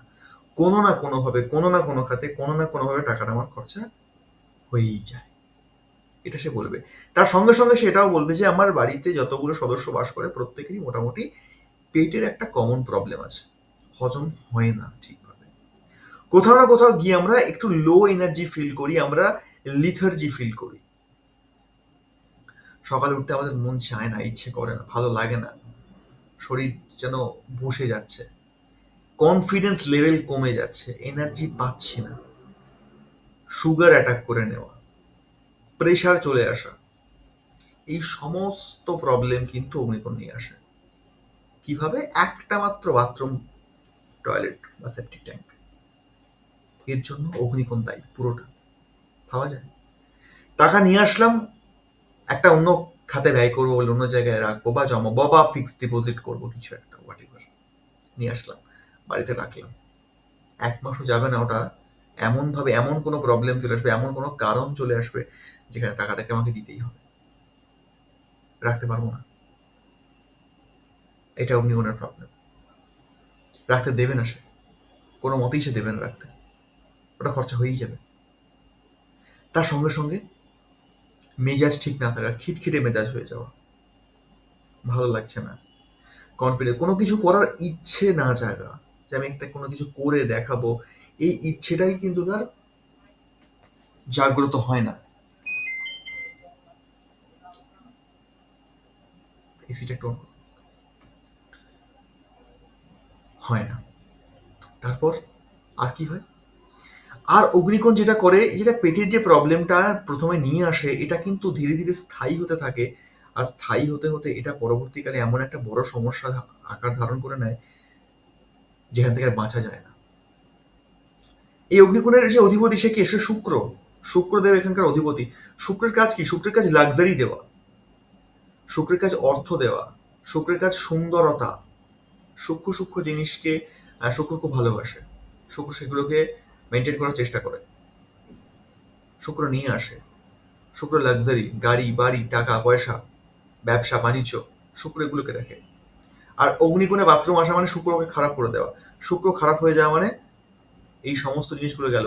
শুক্র কোথাও না কোথাও পতির কারক, পত্নীর কারক, বিবাহিত জীবনের কারক। সেই ম্যারেড লাইফটাকে নষ্ট করে দেয় কে? জাস্ট বিকজ অফ অগ্নিকোণ সাউথ ইস্ট। একটা মাত্র দিক দেখুন, একটা মাত্র দিক, শুধুমাত্র আমি অর্থের জন্য বললাম বটে, কিন্তু শুধুমাত্র আর্থিকটাকে দেখছে না, আর্থিকের সঙ্গে সঙ্গে আরো কতগুলো দিককে দেখছে। এত ক্ষমতা কিন্তু অগ্নিকোণের। কেন ক্ষমতা? কারণ সেখানকার অধিপতি শুক্র। শুক্র সেখানে স্বয়ং বসে আছে। আর যদি দেবীর দিক থেকে বলা যায়, এই অগ্নিকোণ কিন্তু মাতা লক্ষ্মীর দিক, দেবী লক্ষ্মীর দিক। এখানে দেবী লক্ষ্মীর যদি পূজা করা যায় অগ্নিকোণে, অত্যন্ত শুভফল লাভ করা সম্ভব হয়ও। তার সঙ্গে সঙ্গে অগ্নিকোণ আরো কিভাবে আমাদের প্রভাবিত করে দেখুন। খুব ছোট ছোট জিনিস, কিন্তু এগুলো এফেক্টিভ কতটা নিয়ে আসে। আমি কোনো একটা কাজের সিদ্ধান্ত নেব, ভাবছি আমাকে একটা কাজ করতে হবে, আমি অ্যাকশন নেব, তো সেটা ভাবতে ভাবতে আমার দুদিন চলে যাবে। তো খুব ছোটখাটো একটা ব্যাপার, সিদ্ধান্ত নিতে ডিলে হওয়া। তারপর সিদ্ধান্ত তো নিয়ে নিলাম কারোর ইনফ্লুয়েন্সে, কেউ আমাকে সাপোর্ট করলো, তার কথায় ভরসা করে আমি সিদ্ধান্ত নিয়ে নিলাম, কিন্তু সেই কাজটা করার যে কনফিডেন্স লেভেলটা, সেই সাহসটা আমি পাবো না যদি অগ্নিকোণে টয়লেট থাকে। আসবে না সেই সাহসটা। কোথাও না কোথাও গিয়ে লো কনফিডেন্স, আর অপমানিত হওয়া, চেহারার মধ্যে একটা সবসময় ডিস্টার্ব ভাব থাকবে। তাকে দেখেই বুঝে যাবে বোধ হয় কোনো একটা ডিপ্রেশনে ভুগছে, কোনো একটা চিন্তায় ভুগছে, কোনো রকম ভাবে বডিতে কোনো তেজ নেই। এই সমস্তগুলো নেগেটিভ এফেক্ট আসে অগ্নিকোণের তরফ থেকে। যদি এটা পজিটিভে কনভার্ট করি কি হয়? পজিটিভ হবে কিভাবে? অগ্নিকোণ মানে ক্লিয়ার, মানে বাথরুম, সেপটিক ট্যাঙ্ক ইত্যাদি কিছু নেই সেখানে। অগ্নিকোণ হচ্ছে কিচেন করার জায়গা, রান্নাঘর করার জায়গা অগ্নিকোণ। যদি রান্নাঘর করি কি পাবো? রান্নাঘর যেই মুহূর্তে অগ্নিকোণে আসবে মানে অগ্নিতত্ত্বের জায়গায় অগ্নিতত্ত্বকে আমি নিয়ে আসছি। তো অগ্নিতত্ত্বের জায়গায় অগ্নিতত্ত্বকে নিয়ে আসা মাত্রই বডির মধ্যে এনার্জি ফিরবে, একটু একটু করে এনার্জি গ্রো করতে থাকবে, সাহস বাড়তে থাকবে, ভীতিভাব কমবে, কনফিডেন্স লেভেল বাড়বে। ধীরে ধীরে টাকার আসার মানে অর্থ হয়তো যেগুলো আটকে ছিল আগে, সেটা আসার রাস্তা খুলবে। আর সেটা এসে গেলে সেটা থাকার একটা জায়গা তৈরি হবে। যে সেভিংসটা হচ্ছিল না, সেই সেভিংসটা হওয়ার জায়গা তৈরি হবে। সেটা থাকবে, সেটা দীর্ঘস্থায়ী হবে যখন অগ্নিকোণে কিচেন চলে আসবে। যখন অগ্নিকোণে কিচেন চলে আসবে তখন সেই ব্যক্তির চেহারার মধ্যে, চেহারা যে ডিস্টার্ব ভাবটা, যে ভীতি ভাবটা, সেটা পুরোপুরি চেঞ্জ হয়ে যাবে অটোমেটিক। কিছুদিনের মধ্যে, 2-3 মাসের মধ্যে তার মধ্যে অদ্ভুত চেঞ্জেস লক্ষ্য করা যাবে। বলবে হ্যাঁ আমার কনফিডেন্স বেড়েছে, বেড়েছে কনফিডেন্স। এই যে আমরা বলছি না, আমি বলছি সাইন্টিফিক, এখানে আমার কাছে প্রশ্ন আসতেই পারে যে সাইন্টিফিক হইতে বারবার বলছেন, তো এটা কিভাবে সম্ভব যে আমি রান্নাঘর করলে আমার সেভিংস হতে আরম্ভ হবে, আমার আহ, টাকা আসবে, টাকার সুযোগ তৈরি হবে? এটা কিভাবে সায়েন্সের সঙ্গে আমরা বলাতে পারি? পারি। খুব ইজি একটা মেথড। কেমন দেখুন, বাস্তু কিন্তু ডিরেক্ট কাজ করে না, বাস্তু কাজ করায়। কাকে দিয়ে? আপনাকে দিয়ে। বাস্তু হচ্ছে আমাদের সাবকনসিয়াস মাইন্ড। যখন কোনো বিষয় আমাদের সাবকনসিয়াস মাইন্ড মানে অবচেতন মস্তিষ্কে একবার ঢুকে যায় আর সেটা স্থায়ীভাবে গেঁথে যায়, সেটা হতে বাধ্য। প্রকৃতির নিয়মেই সেটা হবে, অটোমেটিক হবে। কারণ আমাদের শরীরটা পুরোপুরি রসায়ন তো। এমন এমন হরমোনস আমাদের শরীরে আছে, এমন এমন বিক্রিয়া আমাদের শরীরের মধ্যে হয় যেটা অসম্ভবকে সম্ভব করতে পারে, সেটা আমরা জানি, তাই না? বাস্তু থেকে এইখানে কাজ করে। অগ্নিকোণে রান্নাঘর হলেই টাকা আসবে এমনটা নয়, ঠিক কথাই, এমনটা নয়। কিন্তু আসবে কিভাবে? না, অগ্নিকোণে যখন কিছু আমরা রান্নাঘর বানালাম, তখন আমার মধ্যে কি হচ্ছে না, কনফিডেন্স ডেভেলপ হচ্ছে। কেননা অগ্নিতত্ত্ব শেখার জায়গায় ফিরে এসছে, সে অটোমেটিক বাড়ছে। এই জন্য আমার মধ্যে কনফিডেন্স ডেভেলপ হচ্ছে। আর কনফিডেন্স ডেভেলপ হচ্ছে হওয়ার সঙ্গে সঙ্গে আমাদের মধ্যে ইচ্ছা শক্তি জাগবে কিছু করে দেখানোর, কিছু করার। যখনই ইচ্ছা শক্তি জাগলো, আর সেই ইচ্ছা শক্তি কোথায় গিয়ে প্রভাব ফেলবে? না, সাবকনসিয়াস মাইন্ডে। আর যখন সেটা সাবকনসিয়াস মাইন্ডে গিয়ে প্রভাব বিস্তার করবে, তখন সেটা হতে বাধ্য। বাস্তু এইভাবে কাজ করে, প্রত্যেকটা দিকের এনার্জি এইভাবে কাজ করে। সঙ্গে সঙ্গে কিছু হয় না, বা অলৌকিকভাবে কিছু হয় না। এই যে একটা ধীরে ধীরে প্রসেস একটা ওয়েতে এগোচ্ছে টুকটুক টুকটুক করে, এটাই সায়েন্স, এটাই বিজ্ঞান। আর যদি অলৌকিক বলি, এটাই অলৌকিক। এভাবেই কিন্তু কাজ হয়, ধীরে ধীরে হয়। তো যখনই অগ্নিকোণে রান্না হওয়ার চলে আসবে, সেই ব্যক্তির মধ্যে একটা কনফিডেন্স অটোমেটিক আমরা দেখতে পাবো। সে সকালে একদম পারফেক্ট টাইমটা যেটা থাকবে, সে সেই সময়ের টাইমের মধ্যে উঠবে, টাইমে অফিস চলে যাবে, সবকিছু এ টু জেড তার মতো করে কাজকে গুছিয়ে নেবে। আর সবকিছু করার পরও অদ্ভুতভাবে তার মধ্যে কোনো ক্লান্তি দেখতে পাবো না আমরা। সারাদিন পরিশ্রম করলো, সারাদিন কাজ করলো, তারপরও তার মধ্যে যে সেই প্রচন্ড পরিমাণে ক্লান্তি ভাব যেটা আগে ছিল টয়লেট থাকার সময়, সেই ক্লান্তি ভাবটা কোথাও না কোথাও থাকে না। তার মনে হয় না যে আমি ক্লান্ত, সব সময়তেই সে এনার্জেটিক। আর টয়লেট থাকলে তাকে দেখে মনে হবে বোধহয় কোনো একটা রোগী, মানে সব সময়তেই হচ্ছে বসে আছে, ভালো লাগছে না, লিথার্জিটিক ভাব একটা রয়েছে। এটা রান্নাঘর থাকলে হয় না। বিরাট প্রভাব কিন্তু। এভাবেই ধীরে ধীরে বাস্তু একটু একটু করে এগিয়ে চলে, ধীরে ধীরে এগিয়ে চলে। কেউ হ্যান্ড রাইজ করেছেন?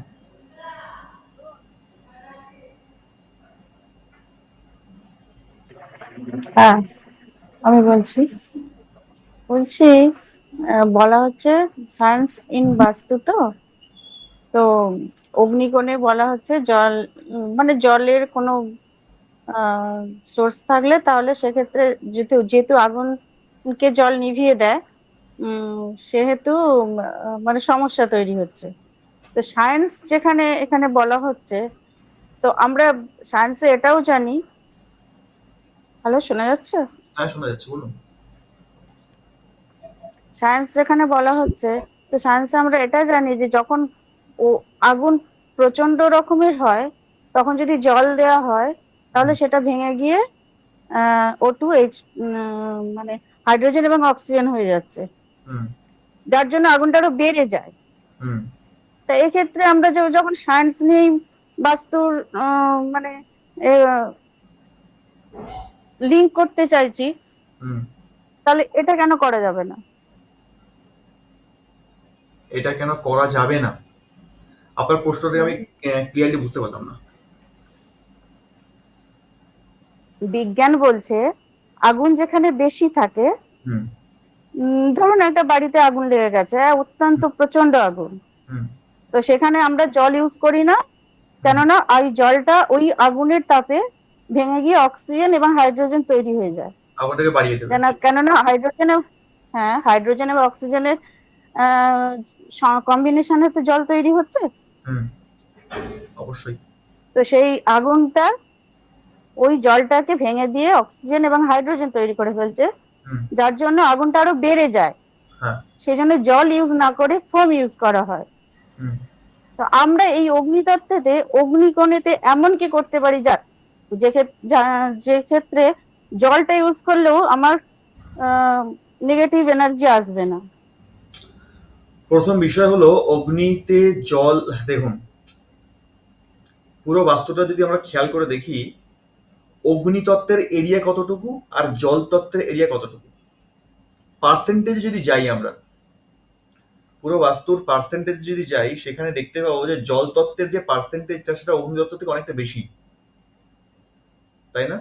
তো যেই এরিয়ার মধ্যে জল তত্ত্বের এরিয়াটা সব থেকে বেশি, মানে পার্সেন্টেজ ওয়াইজ জল তত্ত্বটা বেশি আছে, অগ্নিতত্ত্ব কম আছে, সেখানে স্বাভাবিকভাবেই আমি অগ্নিকে প্রচন্ড পরিমাণে বাড়াবো কিভাবে? সম্ভব হবে না। কারণ প্রত্যেকটা তত্ত্ব এক একটা লিমিটে আছে, এখানে আনলিমিটেড নেই। একটা হতে পারে, একটা হতে পারে যে অগ্নি তত্ত্বের যে এরিয়াটা, যে জায়গাটা, সেটা কোনোভাবে বেড়ে আছে, মানে এক্সটেনশন প্লট হয় না, এক্সটেনশন হয়ে আছে অগ্নিকোণটা কোনোভাবে এক্সটেনশন হয়ে আছে, সেক্ষেত্রে আমরা বলতে পারি অগ্নিতত্ত্বটা প্রচন্ড বাড়া আছে। মানে অগ্নিকণটা অনেকটা বড় জায়গা জুড়ে আছে। আহ, আমি একটা দেখাই, বুঝতে পারবেন।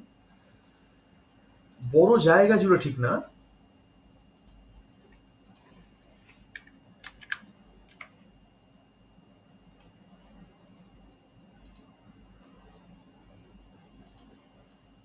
দেখা গেল আমার এটা বাস্তু, তো তো এই বাস্তুর মধ্যে আমার অগ্নিকোণ,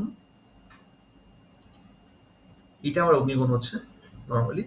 তো এই জায়গাটা কি হলো না, এই জায়গাটা আরো আমি এক্সটেনশন করলাম, মানে ঠিক এই রকম ভাবে এই জায়গাটা আমার এক্সটেনশন হয়ে আছে। মানে বেড়ে আছে। কেমন? সেটা এইদিকেও বেড়ে থাকতে পারে, সেটা এদিকেও বেড়ে থাকতে পারে। তো যখনই এরকম অংশে আমার অগ্নিকোণটা পুরো বেড়ে আছে, আমি কি করলাম, এই জায়গাটাকে আমি ইনক্লুড করলাম, মানে আমার কনস্ট্রাকশন যেটা ছিল সেটা এই জায়গাটা পুরোটা কনস্ট্রাকশন আছেই অলরেডি, তার সঙ্গে সঙ্গে আমি কি করলাম, আমি এইটাকেও আমার কনস্ট্রাকশন এরিয়ার মধ্যে নিয়ে নিলাম। সেক্ষেত্রে অগ্নিকোণের এরিয়াটা বা অগ্নিতত্ত্বটা বেড়ে গেল। তখন আমরা কি করতে পারি, তখন যদি হিসেবে দেখা যায় যে জল তত্ত্বের যে এরিয়াটা আছে তার থেকে অগ্নিতত্ত্বের এরিয়া বা পার্সেন্টেজ বেশি আছে, তখন আমরা অগ্নিকে প্রচন্ড পরিমাণে হাই ধরবো। তখন অগ্নি যে হাই লেভেলে থাকার ব্যাপারটা সেটা আসবে। তখন যদি এখানে জলতত্ত্ব আসে, সেক্ষেত্রে খুব একটা বেশি নেগেটিভ হবে না, কারণ তখন আমাকে অগ্নিকে অটোমেটিক কমাতে হবে। কেমন? বোঝাতে পারলাম? কিন্তু যখন কনস্ট্রাকশন হয় তখন তো ব্রহ্মস্থান যে বের করা হয় সেক্ষেত্রে তো ওই যে যেটা বাড়া অংশ ওটা তো ধরা হয় না। দরকার নেই ধরার তো, ধরবো না তো। ব্রহ্মস্থান কোনটা বেরোবে? ব্রহ্মস্থান এই জায়গাটা বেরোবে। ব্রহ্মস্থান তো এই জায়গাটা বেরোবে।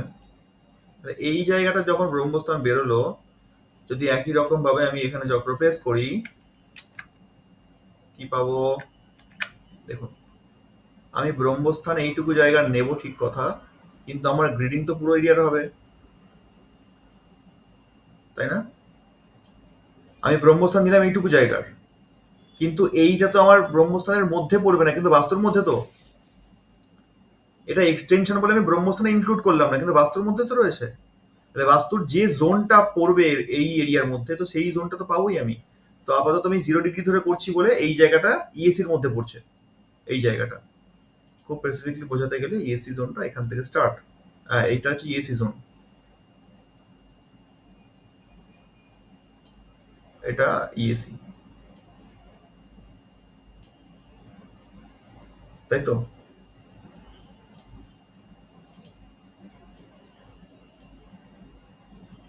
এটা পুরোটা ইএসসি জোন আছে। তাহলে এই এক্সটেনশন প্লট যেটা আমার ছিল 0 ডিগ্রি করতে গেলে, এক্সটেনশন প্লটটা আমার চলে আসছে ইএসিতে, অর্থাৎ এটা ক্ষতিকারক হয়ে গেল, মানে অ্যাংজাইটিকে বাড়াবে। যদি আমার ডিগ্রি অনুযায়ী চক্র ঘুরে ঘুরে যায়, আমি যদি ডিগ্রি অনুযায়ী এটাকে ঘুরিয়ে দিই, তাহলে সেক্ষেত্রে কত হবে? আমি সাপোজ এটাকে ঘুরিয়ে দিলাম 30 ডিগ্রি, 30টা বেশি ঘুরে গেল, আমি 25 ডিগ্রি ঘোরালাম। দেখুন, 25 ডিগ্রি ঘোরানো মাত্রই এই জায়গাটা চলে গেল অগ্নিকোণে। মানে এইখানে আমরা এইবার ধরবো যে অগ্নিকোণের যে প্লট এক্সটেনশনটা, সেটা এক্সটেনশন হয়েছে, আর আমি এটা এক্সটেনশনটাকে আমি আমার কনস্ট্রাকশনে ইনক্লুড করেছি। এক্ষেত্রে অগ্নিকোণের এনার্জি প্রচন্ড হাই থাকবে, প্রচন্ড হাই থাকবে। তখন যদি আমার এখানে অগ্নিতত্ত্বের এরিয়াতে আমি বাথরুম বা সিঙ্ক বা জলের জায়গা নিয়ে আসি, সেক্ষেত্রে খুব একটা বেশি প্রবলেম আসবে না। তাহলে এক্ষেত্রে কি ওটা অগ্নিকোণটা কি মানে ক্ষতির কারণ হবে? হ্যাঁ, এই যে বাড়া আছে অগ্নিকোণটা, এটা ক্ষতির কারণ হবে। এখানে প্রচন্ড মানে ব্যক্তিদের মধ্যে অ্যাঙ্গার প্রচন্ড পরিমাণে থাকবে, হাই ব্লাড প্রেশার থাকবে, তার সঙ্গে সঙ্গে রাত্রে ঠিকঠাক ঘুম না হওয়া, শরীরে যখন আগুন বেড়ে যখন কি হয়, সবসময় শরীর হিট, মেজাজ গরম, খিটখিটে হয়ে যাওয়া, এই জিনিসগুলো থেকে যাওয়া। ছোট্ট একটা কথা এমন ভাবে রিয়াক্ট করবে যেন কি না কি তাকে বলা হয়ে গেছে। সবসময় রাগের মধ্যে থাকা, ক্রোধের মধ্যে থাকা, এই জিনিসটা চলে আসবে। তো এটা তো ঠিক নয়, কমাতে হবে। আর এটা তো কোথাও না কোথাও প্রচন্ড হিট লিভারকে ক্ষতি করে, শরীরের পক্ষেও ক্ষতিকর সেটা। হ্যাঁ, তবে এটা ঠিক কথাই যে অগ্নিকোণ প্রচন্ড হাই আছে বটে, সম্পর্কে ক্ষতি করতে পারে, শারীরিকভাবে প্রবলেম করতে পারে, কিন্তু ফাইন্যান্সের দিকে কোনো প্রবলেম করবে না, এটা একটা ব্যাপার। কিন্তু তবু আমরা এখানে বাথরুম ইত্যাদি বানাতে পারি অগ্নিদত্তের জায়গায়, খুব ছোট্ট একটা এরিয়াতে। তাহলে কি হবে না, অগ্নিদত্ত ক্ষতি হবে না, কারণ আমাকে অগ্নিকে কমাতে হবে। এমনিতে এতটা বেড়ে গেছে মানে অগ্নিকে কমাতেই হবে, এছাড়া কোনো উপায় নেই, নাহলে সেটা প্রবলেমেটিক। তো এই হচ্ছে বিষয়, বুঝতে পেরেছেন?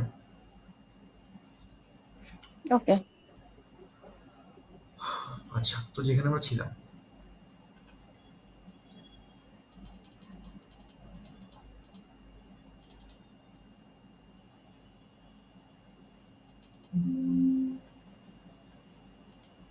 হ্যাঁ, তো এই হচ্ছে অগ্নিকোণের হিসাব গেল। এইবার আমরা চলে আসছি একটু নিচের দিকে, অর্থাৎ ওয়াটার জোন। নর্থ, উত্তর দিক। এই উত্তর দিকের ক্ষেত্রে উত্তর দিকে আমাদের কাজের সুযোগকে নিয়ে আসে। আমি অগ্নিকোণ স্ট্রং করে নিয়েছি কিন্তু উত্তর দিক ডিস্টার্ব আছে, আমি কাজ পাচ্ছি না, টাকা আসবে কিভাবে? তো কাজের জায়গাকে স্ট্রং করতে গেলে, সেটা ব্যবসা হোক বা চাকরি যাই হোক না কেন, জায়গাকে স্ট্রং করতে গেলে আমাদের উত্তর দিককে স্ট্রং করতেই হবে। উত্তর দিক ছাড়া আমরা জায়গা পাবো না, সেভাবে সম্ভব না। 0 ডিগ্রিতে নর্থ। এটা আবার বুধের দিক। বুধ ব্যবসার গ্রহ, ব্যবসার দিকটা ভালো দেখে। এইখানে কোনোভাবে টয়লেট হয়ে গেছে, টয়লেট চলে এসছে, একই রকম প্রবলেম প্রায়। কিরকম জিনিসটা হয়, উত্তর দিকে যখন আমাদের টয়লেট চলে আসে তখনও কাজের প্রবলেম, ফাইন্যান্স প্রবলেম আসে।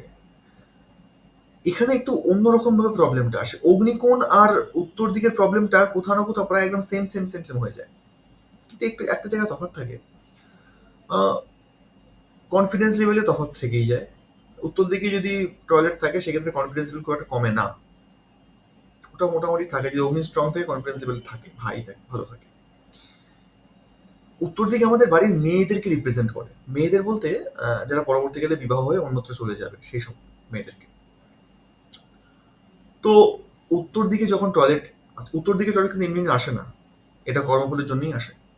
যখন দীর্ঘদিন যাবৎ কোনো মেয়ের উপর অত্যাচার হয়েছে, কোনো বাড়ির বউয়ের উপর অত্যাচার চলে এসছে, নির্যাতন হয়ে এসছে, কোনো ভ্রূণ হত্যা বা ইত্যাদি এরকম জঘন্যতম পাপ করা হয়েছে, তারপরেই কিন্তু উত্তর দিকে টয়লেট হওয়া সম্ভব। আমি যদি এখন চাই আমি উত্তর দিকে টয়লেট বানাবো, আমি পারবো না বানাতে। কোনো না কোনোভাবে এমন পরিস্থিতি আসবে, আমাকে ঘুরতে বাধ্য হতে হবে, সম্ভব নয়।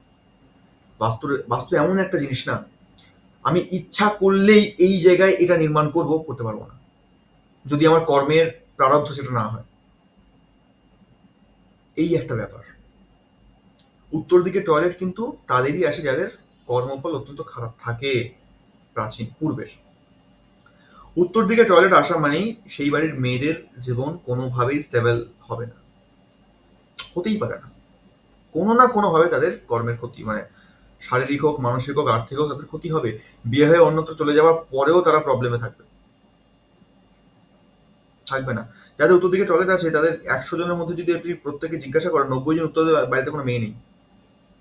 প্রথম, যাদের টয়লেট আছে তাদের মধ্যে এরকম 100 জনকে জোগাড় করবেন, জোগাড় করে জিজ্ঞাসা করবেন বাড়িতে মেয়ে আছে, বলবেন না বাড়িতে মেয়ে নেই, মেয়ে সন্তান হয়নি। 90 জন বলবে। বাকি 10 জন বলবে হ্যাঁ মেয়ে হয়েছে, তাদের জীবনটা কেমন? খুব খারাপ, খুবই খারাপ। এই উত্তরটাই আসবে। উত্তর দিকে টয়লেট মেয়েদের জীবনকে দুর্বিষহ করে তোলে, খুব খারাপ করে তোলে।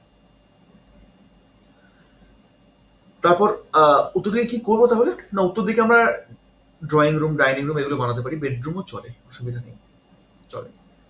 এইগুলো আমরা রাখতে পারি। কিচেন কখনোই উত্তর দিকে নিয়ে আসবো না। কিচেন উত্তর দিকে নিয়ে আসা মানে কি হলো, না সেই অগ্নিতত্ত্বে ডিস্টার্ব হয়ে যাওয়া। কারণ কিচেন রিপ্রেজেন্ট করে অগ্নিতত্ত্বকে, আর উত্তর দিকে জলের দিক। তো যখনই আমি কিচেনকে উত্তর দিকে নিয়ে আসলাম মানে অগ্নিকে জলের কাছে নিয়ে আসলাম, অগ্নি অটোমেটিক নিভে যাবে। আর অগ্নি নিভে গেলে সেই অগ্নিকোণের সেম প্রবলেম চলে আসবে। অগ্নিকোণ ঠিক আছে কিন্তু অগ্নিকোণের প্রবলেম কেন? না উত্তর দিকে রান্নাঘর রয়েছে এই জন্য।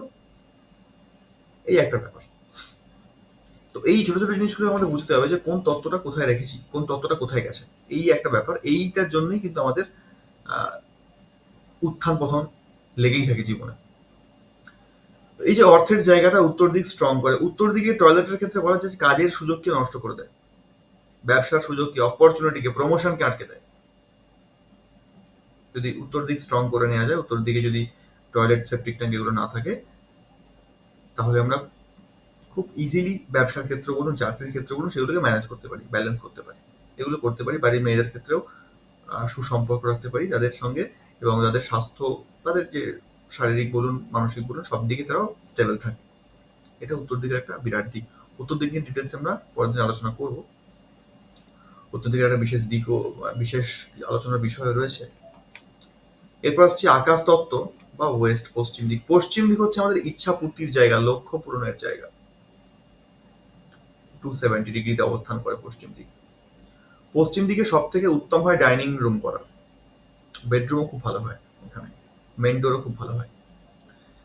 পশ্চিম দিকে টয়লেট করবো না, কারণ টয়লেট করা মাত্রই এমন একটা হয়, যদি ব্যবসায়ী লোক হয় সে বলবে আমার ব্যবসা তো চলছে কিন্তু না লাভ হচ্ছে না লস হচ্ছে, টাকাটা রোলিং এ লাগিয়েছিলাম সেটা রোলিং হতেই থাকছে বারবার, আমি লাভের গুড় দেখতে পাচ্ছি না।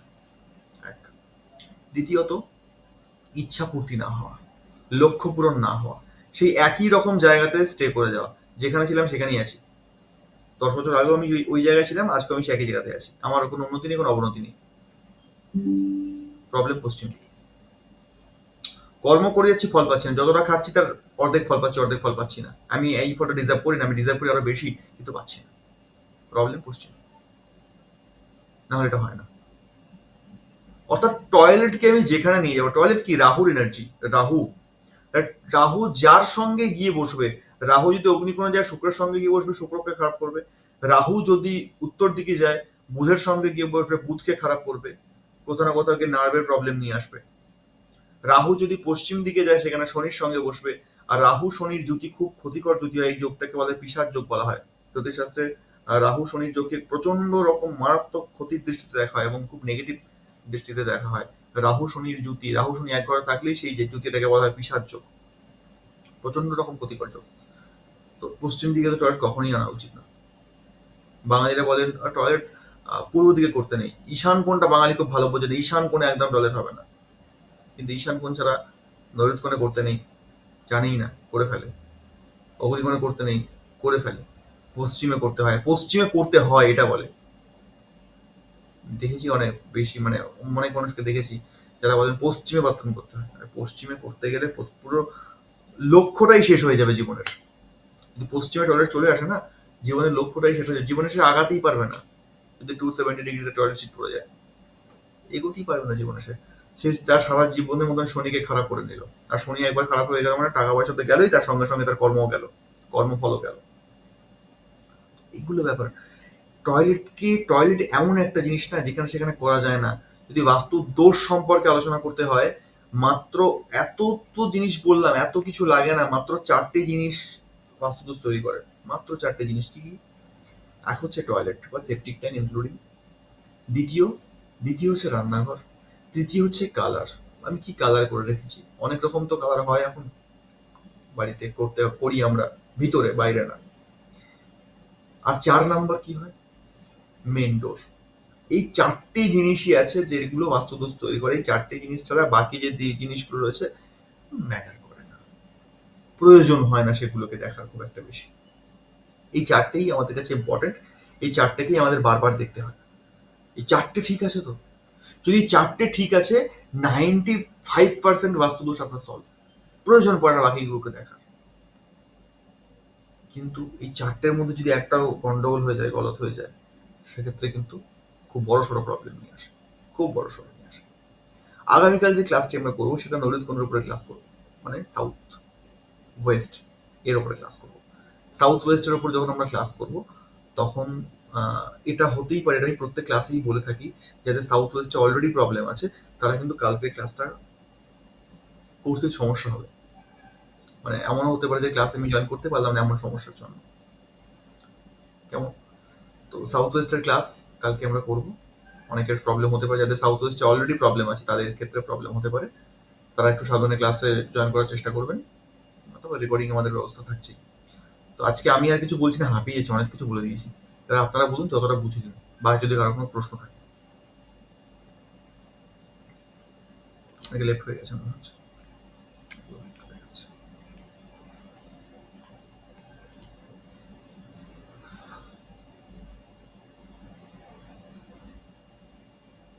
অর্কদীপ বাবু বলুন।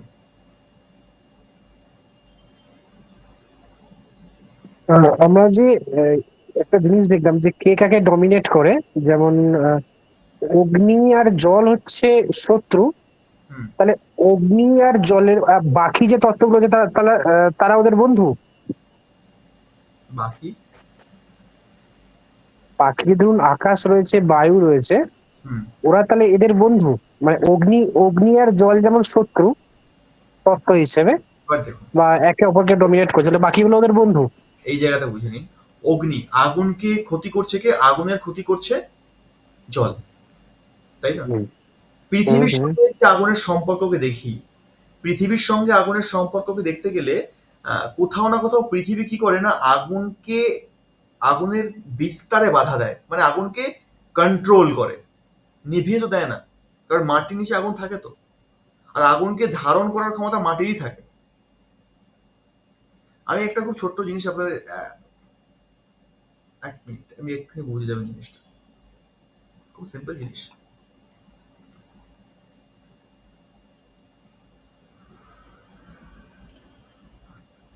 ভালো করে দেখুন, যে শত্রু মিত্রতা বলছেন না, এখানে কি জল, জলের সঙ্গে শত্রুতা কার, আগুনের শত্রুতা। কোথায় দেখুন, জলের ছেলে বায়ু, বায়ুর ছেলে আগুন, অর্থাৎ হিসাব মতন দেখতে গেলে জলের নাতি আগুন, নাতির সঙ্গে দাদুর শত্রুতা। ঠিক তেমনি যদি এই বায়ুকে দেখি, বায়ুর ছেলে অগ্নি, অগ্নির ছেলে পৃথিবী, অর্থাৎ বায়ুর নাতি পৃথিবী, সেই নাতির সঙ্গে দাদুর শত্রুতা। আবার অগ্নিকে দেখলে অগ্নির ছেলে পৃথিবী, পৃথিবীর ছেলে মেটাল বা স্কাই, যাই বলি না কেন, তো সেই আগুনের নাতি হয়ে গেল স্কাই, তার সঙ্গে তাই এই শত্রুতা। মানে ঠিক দ্বিতীয় জন যে আছে, দ্বিতীয় জনের সঙ্গে শত্রুতা নেই, কিন্তু মিত্রতা আছে। 3 নাম্বার জন, মানে এর পরে যে আছে তাকে ছেড়ে 3 নাম্বার জনের সঙ্গে শত্রুতা। আবার যদি চতুর্থে যায়, যেমন ধরুন এই যে চতুর্থ জন, চতুর্থ জন কি হলো, চতুর্থ জনের সঙ্গেও শত্রুতা থাকে। মিত্রতার যদি ক্ষেত্র বলি, মিত্রতার ক্ষেত্র বলতে কার কার কিভাবে কিভাবে হবে না, মিত্রতার ক্ষেত্র বলতে প্রথম যে 3 জন থাকবে, অর্থাৎ জল, জলের বাবাকে, জলের বাবা হচ্ছে স্কাই, এই স্কাই এর সঙ্গে জলের কোনো শত্রুতা নেই। জলের ছেলেকে, জলের ছেলে হলো বায়ু, বায়ুর সঙ্গে জলের কোনো শত্রুতা নেই, অর্থাৎ এই 3 জন একে অপরের মিত্র, এরা একে অপরের মিত্র হয়ে গেল। কেমন? ঠিক বায়ুর ক্ষেত্রেও তাই, বায়ুর বাবাকে না জল, জলের সঙ্গে বায়ুর কোনো শত্রুতা নেই, বায়ুর ছেলেকে অগ্নি, অগ্নির সঙ্গে বায়ুর কোনো শত্রুতা নেই, তাহলে এই 3 জন হয়ে গেল একে অপরের মিত্র।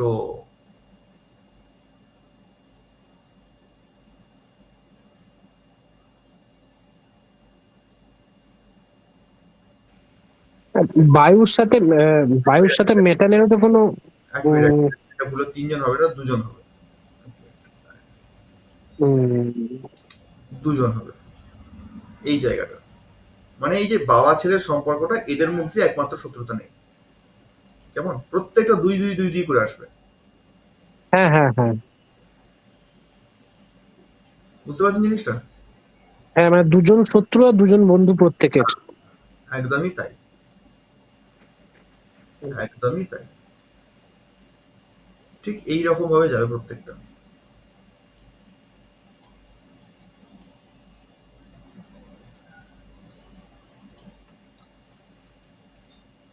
জল আর বায়ুর মধ্যে শত্রুতা কোনোদিনও হবে না, জল আর মেটালের মধ্যে শত্রুতা কখনো হবে না। বায়ু আর অগ্নির মধ্যে কখনো শত্রুতা হবে না, অগ্নি আর পৃথিবীর মধ্যে শত্রুতা হবে না, পৃথিবী আর মেটালের মধ্যে শত্রুতা হবে না, মেটাল আর জলের মধ্যে শত্রুতা হবে না। মানে পরপর যে 2 জন আছে, এই দুইয়ের শত্রুতা হবে না, 3 নাম্বারের সঙ্গে শত্রুতা হবে। হুম, মানে বাবা দাদুর মধ্যে শত্রুতা হচ্ছে প্রত্যেকের, নাকি? দাদু আর নাতির মধ্যে,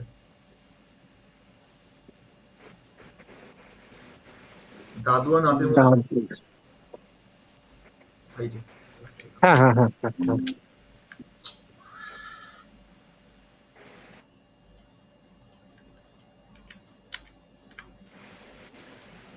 আচ্ছা, আর একটা প্রশ্ন করি। হুম, আহ ধরুন কোনো একটা ঘরে গেলাম, হ্যাঁ, তো সেখানে কোনো এনার্জি ফিল্ড মাপার কোনো ব্যাপার আছে? সেখানে যেমন ধরুন সমুদ্র তীরে একটা বেশ ফুরফুরে মেজাজ থাকে, বা কারো কারো বাড়িতে গিয়ে মনে হয় যেন মেজাজটা বেশ ফুরফুরে, আবার কোথাও গেলে যেন মনে হয় একেবারে একটা বদ্ধ পরিবেশ। হুম। তো ওটা মেজার করার কোনো পদ্ধতি আছে? প্রথম বিষয় হচ্ছে, এটা পুরোপুরি অভিজ্ঞতার ব্যাপার, এক্সপিরিয়েন্সের ব্যাপার। আচ্ছা। এখন অনেক মেশিন বেরিয়ে গেছে, অনেক মেশিন বেরিয়ে গেছে যেগুলো অরা স্ক্যানার বলা হয়, ঠিক আছে, তবে ওগুলো বেকার। আমি প্র্যাকটিক্যালি যদি বলতে যাই, ওগুলো বেকার, একদম কাজ করে না, মানে ওগুলো ইলেকট্রোম্যাগনেটিকের উপরে ডিপেন্ড করে, ওগুলো সেভাবে এফেক্টিভ হয় না। এনার্জি দেখুন, অরা ফিল্ড বা এনার্জি ফিল্ডের কথা যদি বলতেই হয়, সেক্ষেত্রে এনার্জি 2 প্রকার, একটা পজিটিভ, একটা এনার্জি, একটা পজিটিভ, একটা নেগেটিভ, এই 2 প্রকার এনার্জি হয়। পজিটিভ এনার্জি যেটা আসে সেটা নর্থ ইস্ট থেকে, আর নেগেটিভ এনার্জি যেটা আসে সেটা সাউথ ওয়েস্ট থেকে। কেমন? যে জায়গায় গিয়ে দেখবো ভাল লাগছে না, বসতে ইচ্ছে করছে না, একদম খারাপ লাগছে, বদ্ধ পরিবেশ মনে হচ্ছে, 100% জানবো ওই জায়গাতে সাউথ ওয়েস্টের এনার্জি সব থেকে বেশি। যে জায়গায় মেজাজটা খুব ফুরফুরে, ভালো লাগছে, শান্তি লাগছে, বসতে ইচ্ছে করছে, অনেকক্ষণ থাকতে ইচ্ছে করছে, আনন্দ মনে হচ্ছে, 100% জানবো সেখানে নর্থ ইস্টের এনার্জি সব থেকে বেশি। এটা সূত্র। আচ্ছা। তবে এর এখন অনেক মেশিন বেরিয়ে গেছে, সেদিকে সেই সব চক্করে না পড়াই ভালো, লাভ হয় না কিছু।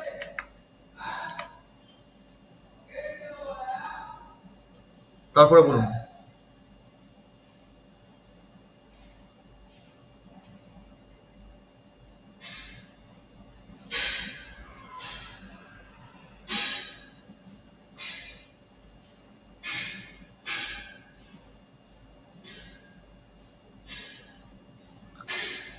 শুভ্রাদি,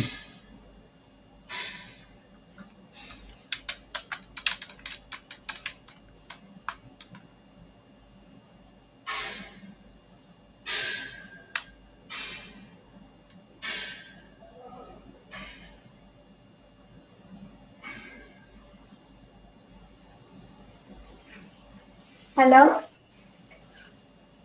বলুন। হ্যাঁ, আমার একটা প্রশ্ন হচ্ছে, এই যে অগ্নিতত্ত্ব, হুম। এটা যদি কোনোভাবে সাউথ এর সাথে কানেক্টেড হয়ে যায়, সাউথ। প্রপার সাউথের সাথে যদি কানেক্টেড হয়ে যায়, হুম। মানে কিচেন যদি অগ্নিতত্ত্ব যেটা, সেটা যদি প্রপার সাউথের সাথে কানেক্টেড হয়ে যায়, হ্যাঁ। সেক্ষেত্রে আমার অ্যাস্ট্রোলজিক্যালি কোনো গ্রহের কি প্রভাব আমার উপর আসতে পারে? অ্যাস্ট্রোলজিক্যালি দেখতে গেলে হ্যাঁ আসতে পারে, তবে হুম। খুব একটা বেশি নেগেটিভ ভাবে সেটা আসবে না। যখনই কিচেন আমাদের সাউথ ইস্ট টু সাউথের সঙ্গে টাচ হয়ে যাচ্ছে, অ্যাস্ট্রোলজিক্যালি দেখতে গেলে কোথাও না কোথাও হুম। মঙ্গলের ওপরে একটু এফেক্ট আসে। সরি, একবার রিপিট করো। বললাম সাউথ ইস্ট থেকে সাউথে যখন কিচেন টাচ করে, তখন অ্যাস্ট্রোলজিক্যালি দেখতে গেলে হুম। কোথাও না কোথাও মঙ্গল গ্রহের ওপর একটু এফেক্ট আসে। আচ্ছা। এটা খুব একটা নেগেটিভ হয় না। আচ্ছা। আচ্ছা। Thank you.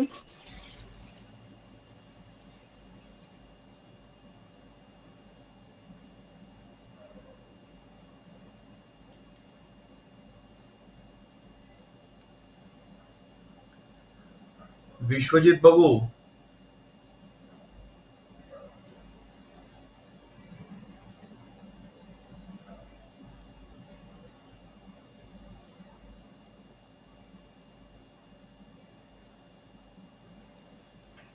হ্যালো। হ্যাঁ বলুন। হ্যালো। হ্যাঁ, আর একটা রিকোয়েস্ট, যেটা যেহেতু আমরা অ্যাডভান্স কোর্সের সাথেও যুক্ত হচ্ছি, হুম। সেক্ষেত্রে আজকের যে ক্লাসটা হলো, হুম। সেই ক্লাসের কোনো রেকর্ডেড একদম। এই কিছু পেতে ক্লাসটা পারি কি আমরা? পুরোটাই রেকর্ড করা হয়েছে, প্রত্যেকের গ্রুপে রেকর্ডিং পাঠিয়ে দেওয়া হবে। Thank you. Recording thank you very much. পেয়ে যাবেন। ওকে, ওকে। মোটামুটি মানে কাল সকালের মধ্যে কি আমরা পেতে পারি? কালকে সকাল, হ্যাঁ কালকে দুপুরের মধ্যে রেকর্ডিং গ্রুপে পৌঁছে যাবে। Okay, okay. Thank you. Thank you. আর একটা যেটা রিকোয়েস্ট, সেটা হচ্ছে কালকে যে ক্লাসটা, হুম। হ্যাঁ, ওটা যে শুরু করা হচ্ছে 8টা থেকে প্রবাবলি, ওটা হুম। যদি 7 PM থেকে স্টার্ট করা হতো তাহলে খুব ভালো হতো। কালকে ক্লাস 7 PM থেকে। এখন বিষয় হচ্ছে আমরা হ্যাঁ, তো এটা আমার রিকোয়েস্ট। এটা আমার আগে রিকোয়েস্ট। করা হয়ে গিয়েছে। হ্যাঁ, হ্যাঁ। আচ্ছা। তো ঠিক আছে, আমরা একবার গ্রুপে এসএমএস করে দেখবো কেমন, কারণ এটা তো হ্যাঁ, সবার হ্যাঁ। প্রয়োজন। হ্যাঁ, হ্যাঁ, অবশ্যই, অবশ্যই। তো যদি হয় মানে ভালো হয়, একটু দেখো। আদারওয়াইজ রেকর্ডেড তো আমি পেয়েই যাবো। হ্যাঁ, রেকর্ডিং কোনো অ্যাভেলেবল প্রবলেম হবে না। আছে। Okay, okay, okay. Thank you.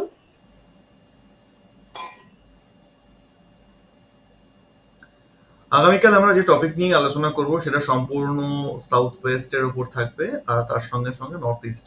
South West R north east এই দুই জায়গা নিয়ে আমরা আগামীকাল আলোচনা করব। আগামীকাল আমাদের টপিক হবে রিলেশন, মানে সম্পর্কের ক্ষেত্রটা বা পরিবার পরিজন ইত্যাদি এই বিষয়ের উপর আমরা ডিটেলস আলোচনা করব আগামীকাল। আজকে আমাদের ক্লাস এই পর্যন্তই রাখা হচ্ছে, আর বিশেষ গভীরে আমরা যাব না। আগামীকাল আমরা আজকের তো রিভিশন দেবই, আজকে যে ক্লাসটি করলাম তার তো রিভিশন দেবই, তার সঙ্গে সঙ্গে আগামীকালের নতুন যে টপিক, নতুন যে সিলেবাস আমরা করবো সেটা তো আমরা করছি। কেমন? আজকের জন্য এ পর্যন্তই। সকলকে নমস্কার, ভালো থাকবেন, সুস্থ থাকবেন, শুভরাত্রি।